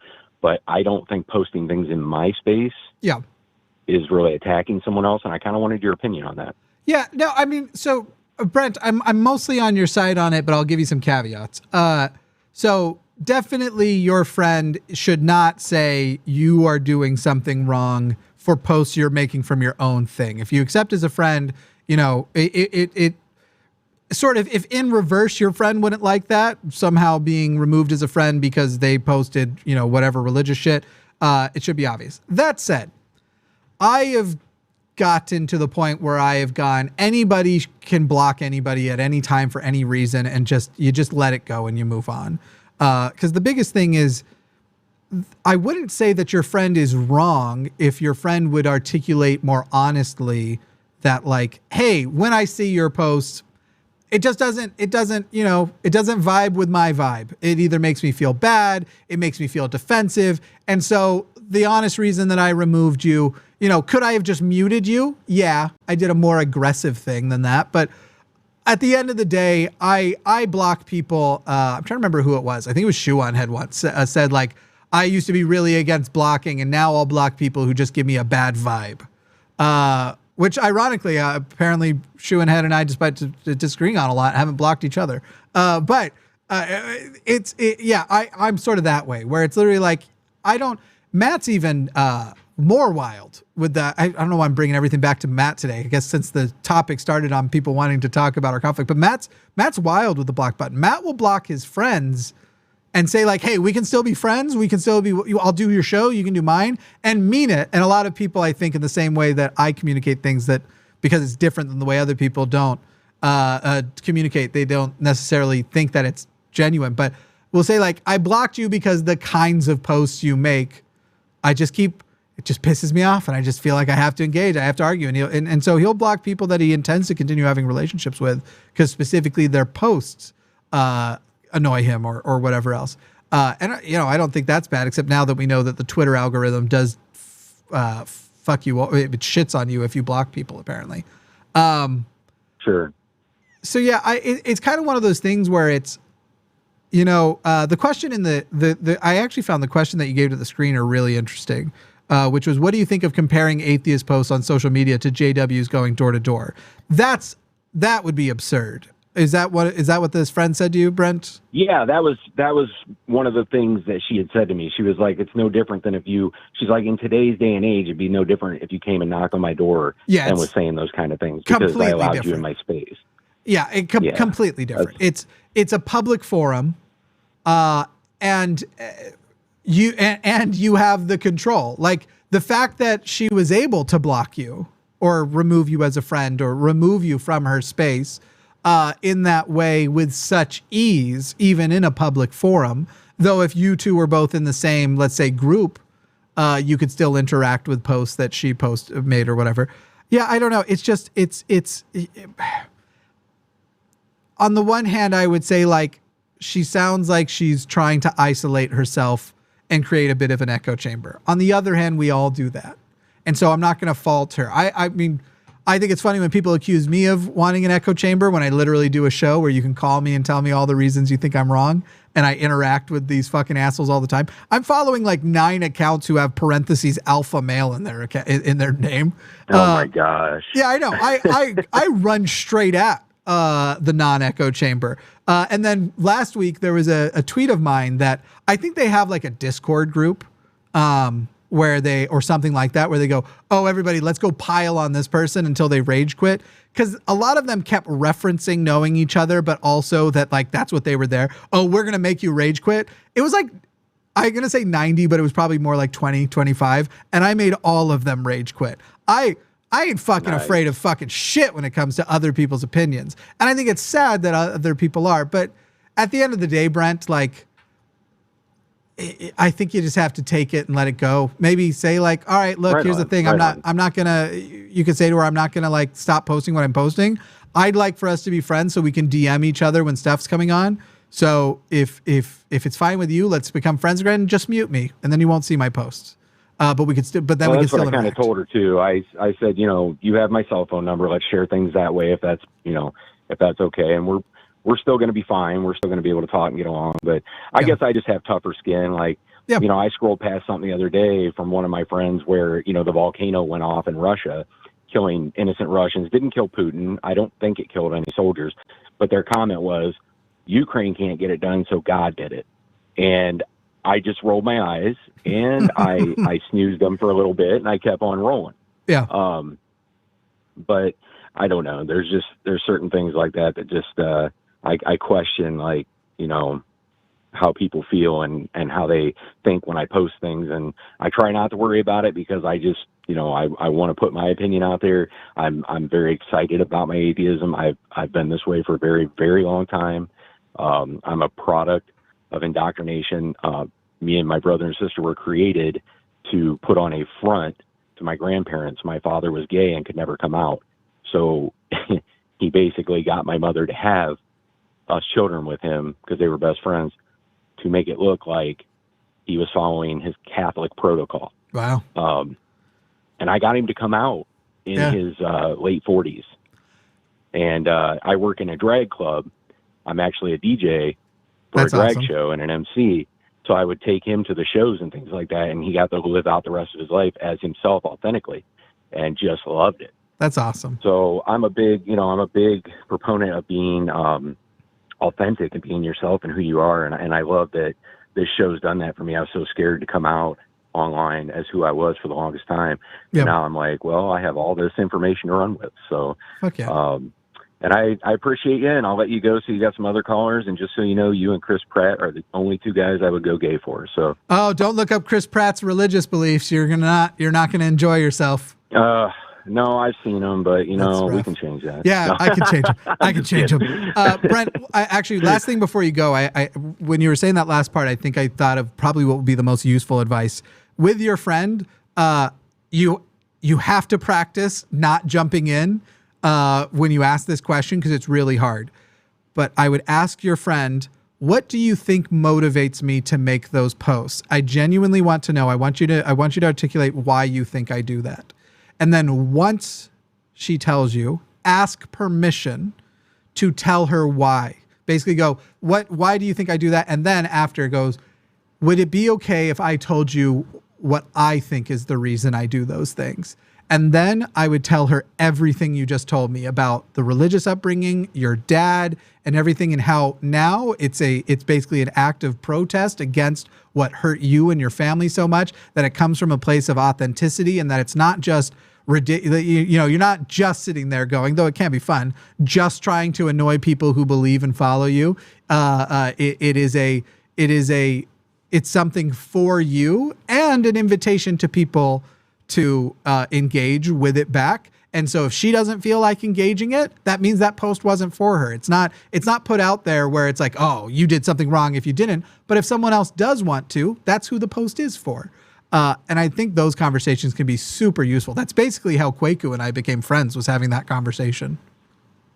That makes a lot of sense. I don't usually throw the personal aspect in. I usually say, because I don't agree with the fact that we have lawmakers and stuff that are using their beliefs in religion right now to create these bills and laws that, prevent women from bodily autonomy and things like that. Those are usually the biggest ones I hit on because most people can relate.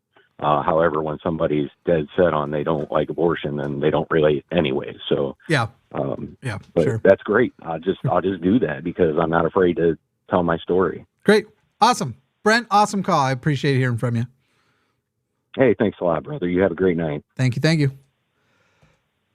So I am aiming to not go a ton longer, but I do have a few more calls lined up. Then we'll do super chats.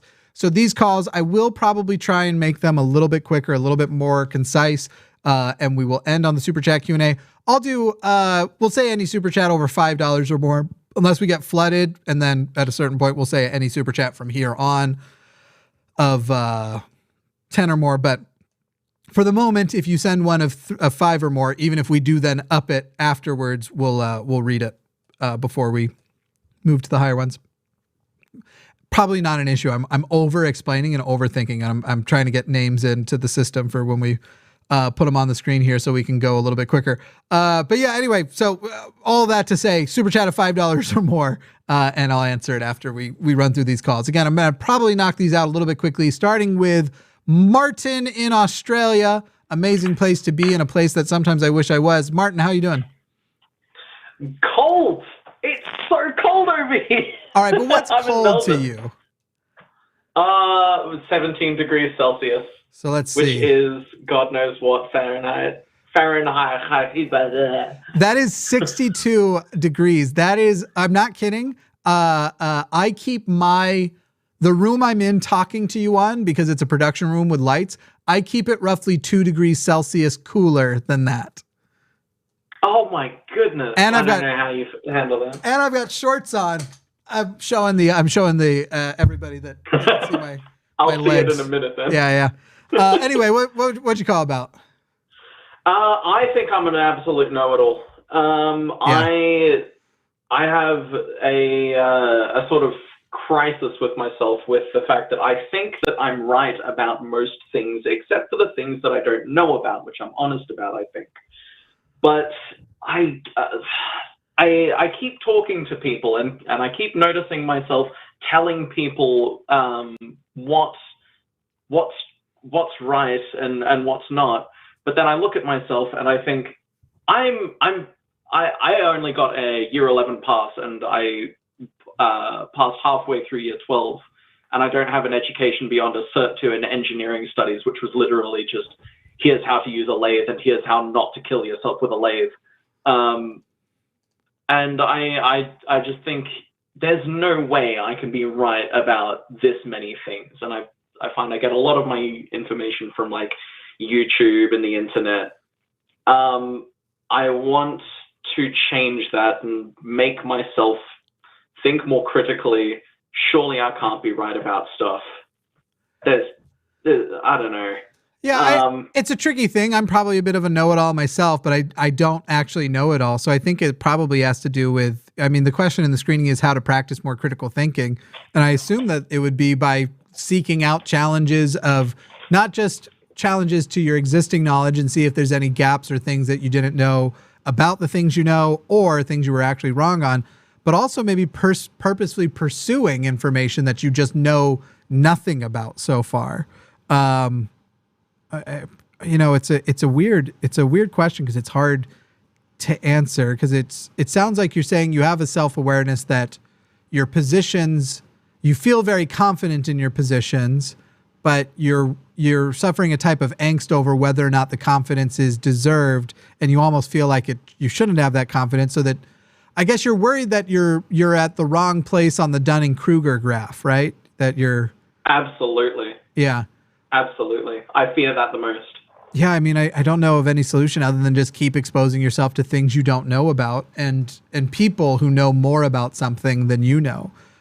Nothing makes me realize how, so, you know, without getting into deep details, because I kind of keep a lot of things a little closer to, there's a lot about my past that I keep to myself, mostly because I'm always trying to broadcast this element of like, we're just two people talking, you know, of whatever. And so I'm never going to say like, well, I went to school and learned about blah, blah, blah to try and shut somebody down. But biology is something that I had a disproportionate amount of study on, and nothing makes me realize how bad I am at it now than just hanging out with Forrest. Like Forrest will make you hanging out with Forrest, and you'll go like, oh shit, yeah. I have spoken. I watch him a lot. If I'm with somebody who knows nothing about biology, I speak as confidently as Forrest does, but I don't deserve to. And so yeah, that's one of my things, is that I notice myself constantly regurgitating stuff that I've heard off of YouTube from people like Forrest, yourself, even Aron. When I speak about trans issues, it's like almost always about stuff that I've heard on the transatlantic. Yeah. I can't be right. What's it called? I think in America you call it telephone. We call it Chinese whispers, which is probably racist. Yeah, it's probably racist. It's one of those things where you go like, there's like a 90% chance you Google that, you're going to go, I'm going to call it telephone. But I don't know. Yeah, like hissy fit. Yeah. Yeah. But yeah, where it's like you hear something and you repeat it to someone, it's always going to be skewed somehow. Yeah. Like, I'm probably spreading loads of lies like that. Yeah. Now, okay. So one thing I will say is, if you're worried that I don't know how to necessarily, if you're worried that you're actually saying misinformation out there, then it just becomes simply don't talk about things that you're not sure on, which is, it's tough and it's tempting, but you know, you don't see me talking about fucking tons of, I talk about very few things compared to the number of things that I've at least have a passing familiarity on. The things which you talk about should be that which is you're more confident and concise with. I think that's the extent, though, to what I could. Anything else before I? Oh yeah, one person in chat mentions they practice steel manning. So one thing I keep telling people, you are a dog shit debater if you can't debate the opposition as well as they can, or at least competently. If you can't do a compelling performance, I'm not saying actually be right, but if you can't match the energy and the competence of your opposition in debate, if you can't seem like a competent debater taking up the wrong side of an issue, you're dog shit at it. You shouldn't even do it. That sounds like a really good advice, but a really massive challenge when I think about some of the calls that you've received. I could do it though. Yeah. I've done it on the show before. People have called in and be like, but what about this with Mormonism? What about, isn't it obvious? And I was like, do you want me to switch? Do you want me to be a Mormon right now and debate you on it? And I fucking smoked them. You have to be able to do both. You got to be able to switch. Not genuinely switch, but be able to represent the other side, because it means you actually understand the other side. It means you actually know what you're fighting. Yeah. If Forrest was on, I would ask him to show me a book about where I could start with critical thinking and realizing that I'm wrong. I was gonna say the only book I have near me right now is the CES letter that I could grab. And if you ever want a good book on why Mormonism is not true, and it literally only takes you like 2 hours to read, because it's like, let's see, how many pages is it? It's 147 pages, but most of the many of the pages, well, there's some title pages and blank pages, and then there's like pages with photos on them. So it's probably the equivalent of about 80 pages. So if you're a decent reader, you can probably get through it in about 2 hours. If you're a little bit, if all the reading you do is on Twitter, probably take you roughly 3 to 4 hours, and it's a great read. But anyway, thank you, Martin. Thank you. See ya. I've also noticed something about Australia. Australia has phrases, a couple of, like, we'll start, if you watch Australian media and movies and stuff, which I do, also English stuff, you'll notice that phrases that become popular in the US often start in Australia a couple years prior. Like everybody says no worries now. I don't know if everyone's noticed that, but no worries was Australian like 5 years before it became popular in the US. It's very interesting. There's lots of phrases like that start a few years prior in Australia. We're talking to Vel in Indonesia. Vel, how you doing? Yo, hello. Hello. What'd you have? I'm doing great. Good. What do you have for me? Yeah, so I know that in the topic of Christian stuff, I said that I just want to talk about the difference in how religion is used in my country and America in general. But now that I think about it, I feel like there's more similarities than differences. Yeah, there is something ironic about how. So when we compare, it's funny because the United States had the first secular constitution, and yet if you look at the United States, which has a secular constitution, compared to other, we'll say other more similar economies and places, other European countries, they have religious-based constitutions and yet behave more secularly. And America currently behaves a bit more theocratic than its actual theocratic states in Europe.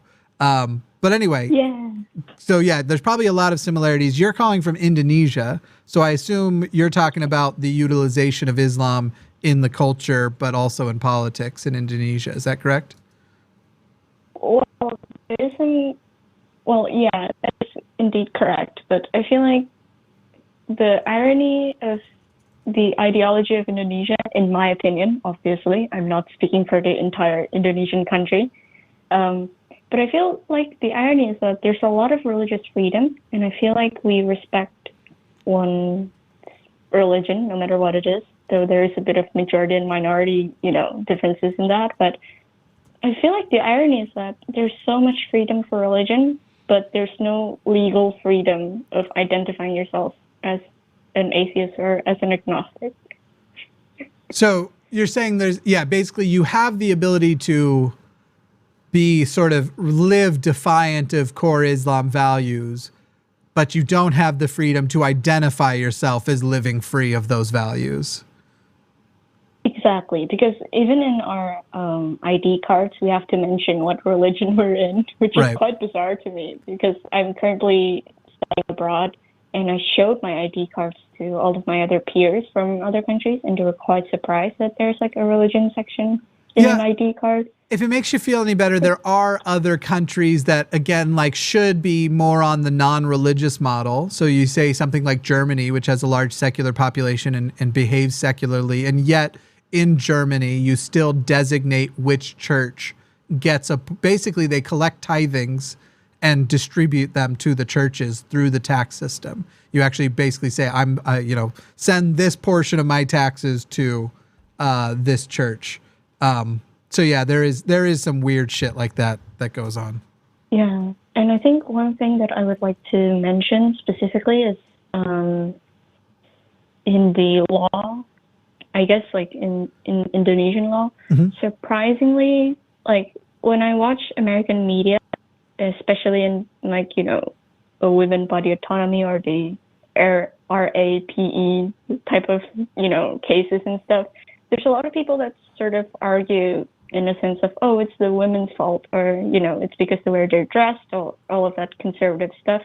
Surprisingly, in Indonesia, I think that they still make the same argument. It's because of, victim blaming and all, but they don't really tie it to religion that much, surprisingly. A lot of that stuff though it might not be tied to religion, but it is tied to religion. Kind of like a lot of people here will try to make secular arguments for purity culture or against lots of things. But in reality, it's funny. Like you'll see Mormons be like, here's why prostitution's wrong from a secular perspective. And then as soon as they leave the religion, they're like, yeah, no, it wasn't really the secular perspective of anything. So yeah, it's sort of wild in that way. Well, unfortunately, Val, I am trying to wrap up here. Is there anything else you wanted to share before I hit the last caller here? Oh, yeah. I mean, thank you for answering my call. This is the first time I've interacted in like a call-in show, and I'm a bit scared that people are gonna attack me for being an Indonesian talking in a call-in show. But I hope it gave you a new perspective. I hope it gave you a new perspective of it. Yeah, definitely. And if you have any more questions or anything, definitely call in the future. But yeah, no one in our chat will attack you for it being Indonesian. Thank you. Quite the opposite. I would berate them if they did. Thank you. And I'm sorry if my English was terrible or if I did any mistakes. I can't even. It's not my first language. It may not be your first language, but it sounds like you started learning it from a very young age. You very competently speak English. You're very good. Oh, thank you. Okay, I'll let you go to another caller then. Thank you very much. Thank you, Val. Thank you. Staying in the international realm here. Wait, what was this one? Do I have it on that? Becca in Egypt. Hey, Becca. First of all, are you there? Let's say hello first. Becca, can you hear me? Becca. Okay. Well, Becca, I don't know if you can hear me. I can't hear you. What I'm just going to say is call with your question on Sunday to the Sunday show. Forrest and I will be on this week because Matt is out of town at a conference. So call this Sunday and we'll talk about it then. Sorry hopefully you hear this at some point, but thank you for calling and hopefully we get to talk to you on Sunday. All right, great. That actually kind of works out because that means that I can still be out of here roughly the time that I was hoping to be out of here after we do super chats. Let me make sure that I have everything synced up over there for that. And then we'll be good to go. We'll be good. Okay, let's move this camera a little bit because I don't want to move the position of my body. I mean, I could just scoot, but I ain't gonna scoot. Also, I think my groceries were delivered a few minutes ago, and I think they're fine because it's nighttime. I think they're fine because it's night. But oh man, I think is there meat in there? I hope my meats are okay. That's better. $9.99 from Bryn Poo KC. Sorry, everybody, by the way, for that middle 20-minute rant about being full of myself. I don't actually know how long it was, but it was probably too long. I just got a little fixated. Again, I'm not bothered by the thing. It's just that it's this wild inclination people have to try and insult people, and then the direction in which they try to insult people. And it's kind of like, just insult me. Tell me what you're actually having a problem with. There's something about me that you don't like that other people listen to, right? It's not actually that you think I'm full of myself. I mean, you might think I'm full of myself, but it's not that's not different. Again, to the extent that anybody is a creator, we are all full of ourselves enough to think that our words matter enough to put on the internet. I'd rather people just go like, no, I find you abrasive. I find you, I mean, some of it's going to be shitty because some people are going to be basically saying like, this specific quality of yours annoys the fuck out of me. And it's like, sorry, can't turn it off. It's the autism. So, but I never scream at people like, are you able as fuck? I can't even stop myself. I don't give a fuck. If you don't like me, there's fucking 8 billion people. I need about 9 people to like me and I'll have a happy life. So I give a fuck if if you don't like me, go with Christ, my brother. Not literally, but it's a fun phrase. Get out of here, just do it. And here I am going on another rant after apologizing for taking too long on the other one. Brent Pooh KC says, let's get it started. Ha! Go fuck yourself, Jimmy. Thank you. Thank you very much. Yeah, get those chats in now. We definitely, I will go as long as there are super chats, but we're not, that doesn't look like it's going to be very long based on the current number of super chats. And unfortunately, if we don't get more super chats in, I actually have to sell the show to those 2 theists who hung up as soon as they were met with challenge. Yeah, fucking wild. So wild. Two rage quitters today. I mean, one said they couldn't hear me, but then didn't call right back.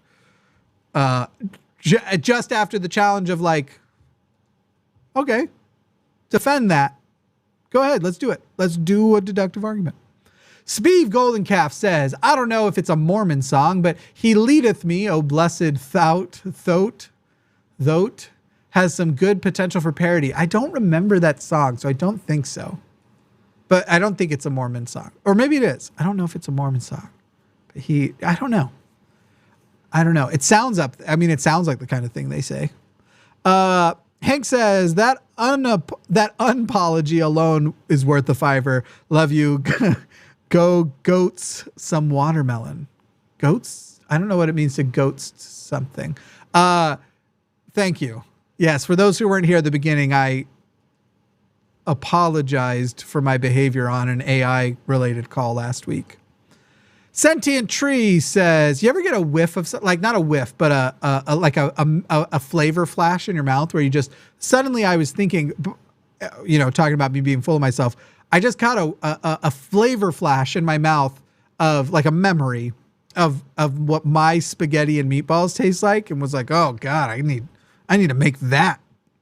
Anyway, Sentient Tree says, Jimmy, go fuck yourself. And also, can you rant about Santa? My wife thinks it's harmless. I think I disagree. Oh, there was a good call about this. I think it was on the Christmas episode where Shannon talked about it.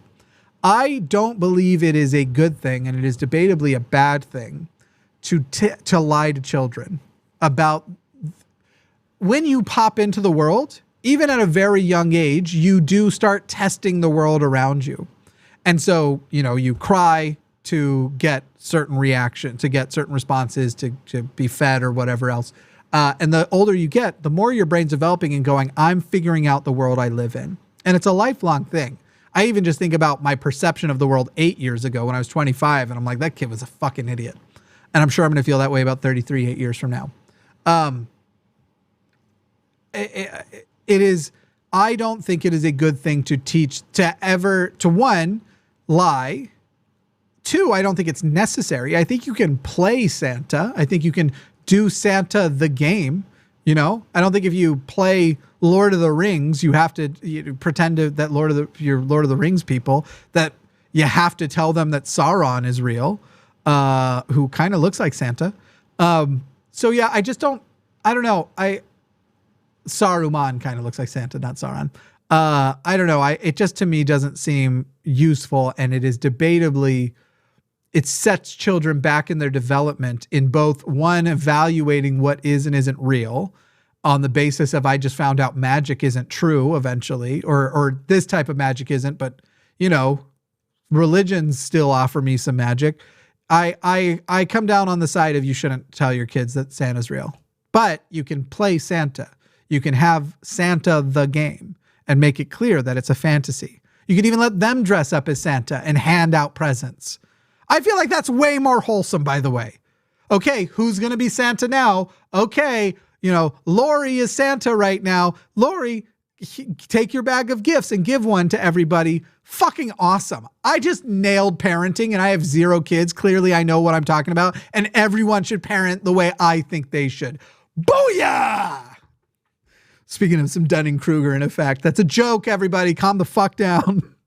Irina Phoenix says, love hearing your thoughts, Jimmy. Thank you, Irina. I appreciate that very much. I love reading your super chats. Robin Webster says, Jimmy, what about a bank holding the Russian oligarchs' money? I say it would be immoral to not rob that one. I agree. You produce a perfect channel, 100. Go fuck yourself. Thank you. Yeah, no, for sure. There's I'm a humanist and I can't even defend that it wouldn't be moral to, like, I don't know, for somebody to just cap Putin. Even though, you want to say no death penalty, and yet I'd probably throw a party for the person who did it. Llewellyn LeCanth says, I learned recently that I'm autistic. I wouldn't have even thought about being tested if not for the show. It actually helped me understand myself a little better. So thanks. That's good. That's good. There's definitely a lot of,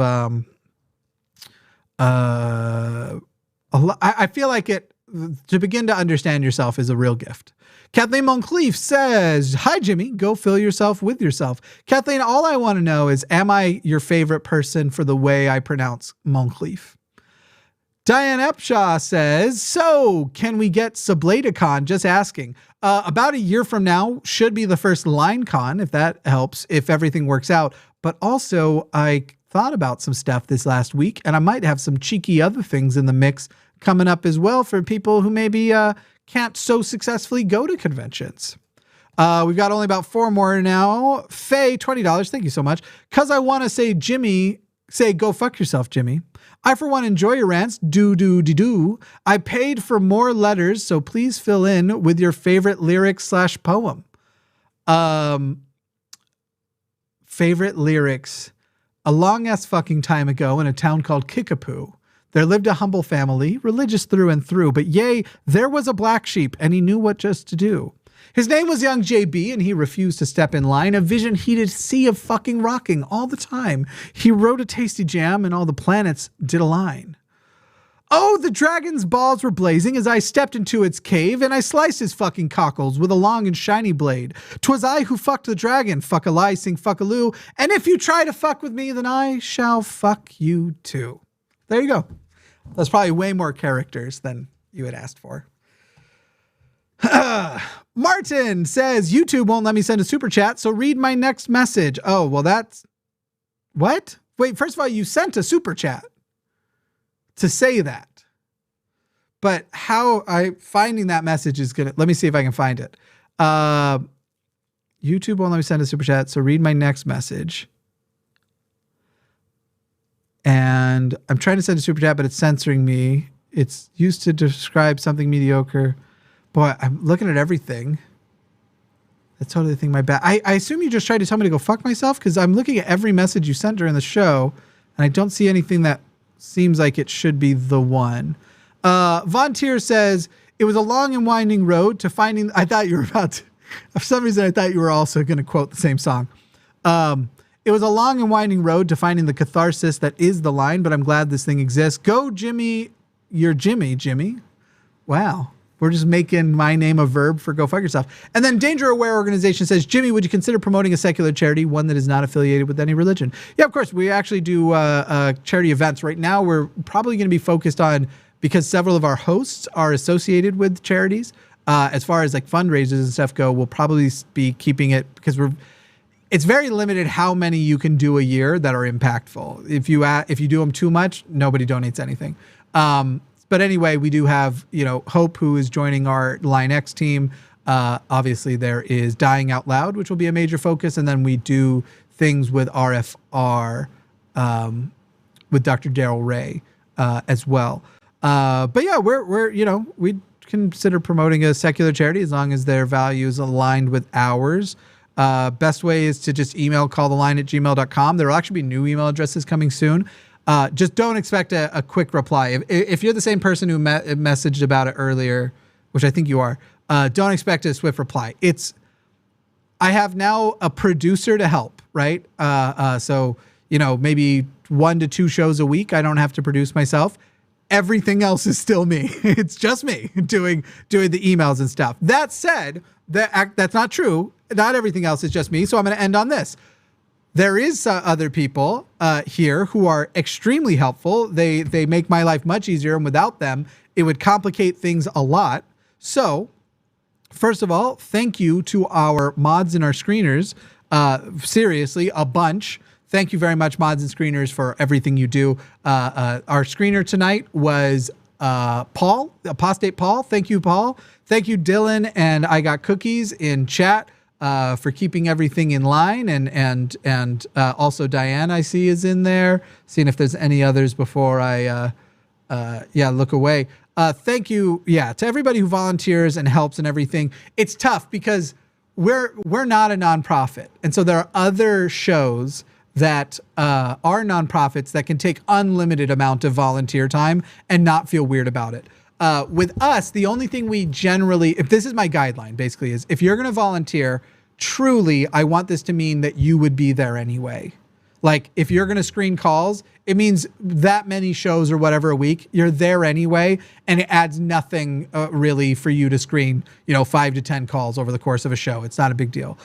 You're going to, but the actual work during is huge for me. It takes so much off of my plate that I couldn't do simultaneously.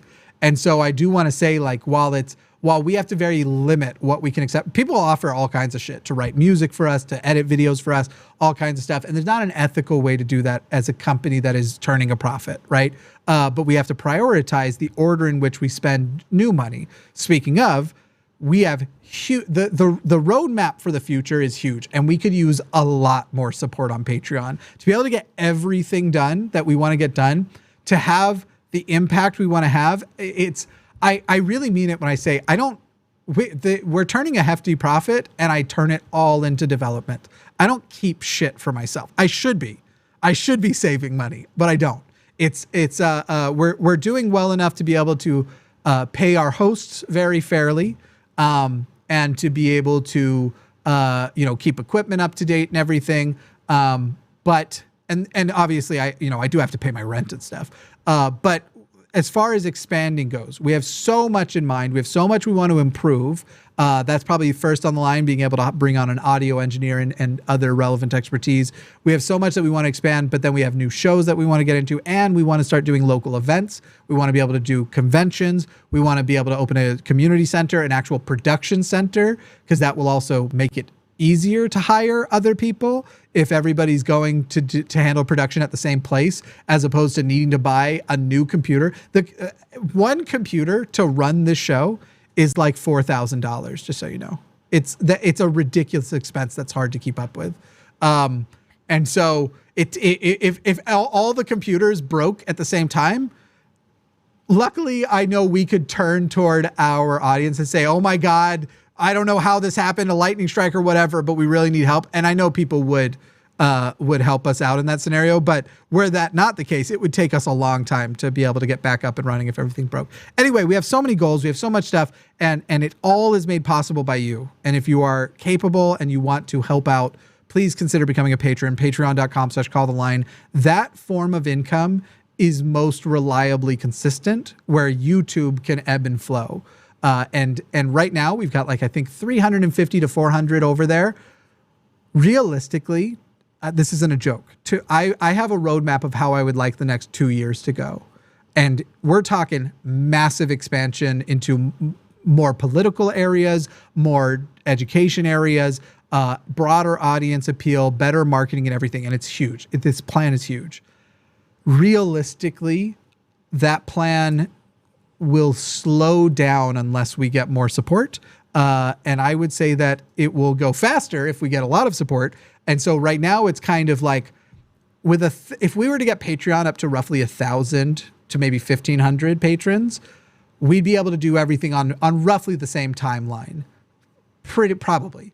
If we got up to 2,500, now everything's just safe. Now it's just, we're going to be making fucking huge moves. Those moves are going to happen. We're going to develop. How fast it happens relies on basically how charitable all of you are. So consider becoming a patron, patreon.com/calltheline. I think it would just be, I have such high hopes, and life is short, and I'm hoping to be able to do as much as possible before I inevitably die. That's how I perceive everything, and fucking yeah. Anyway, this will be the last chat for the night. I'll see your Tenacious D and raise you some tool. Angels on the sideline, puzzled and confused. Father gave these humans free will. Thank you all so much for watching. Thank you for being here. We will end the way we begin, with the single greatest intro, certainly on this channel, but maybe on YouTube. I don't know. It's sort of hard to say. Good night, everybody. I'm going to mute me.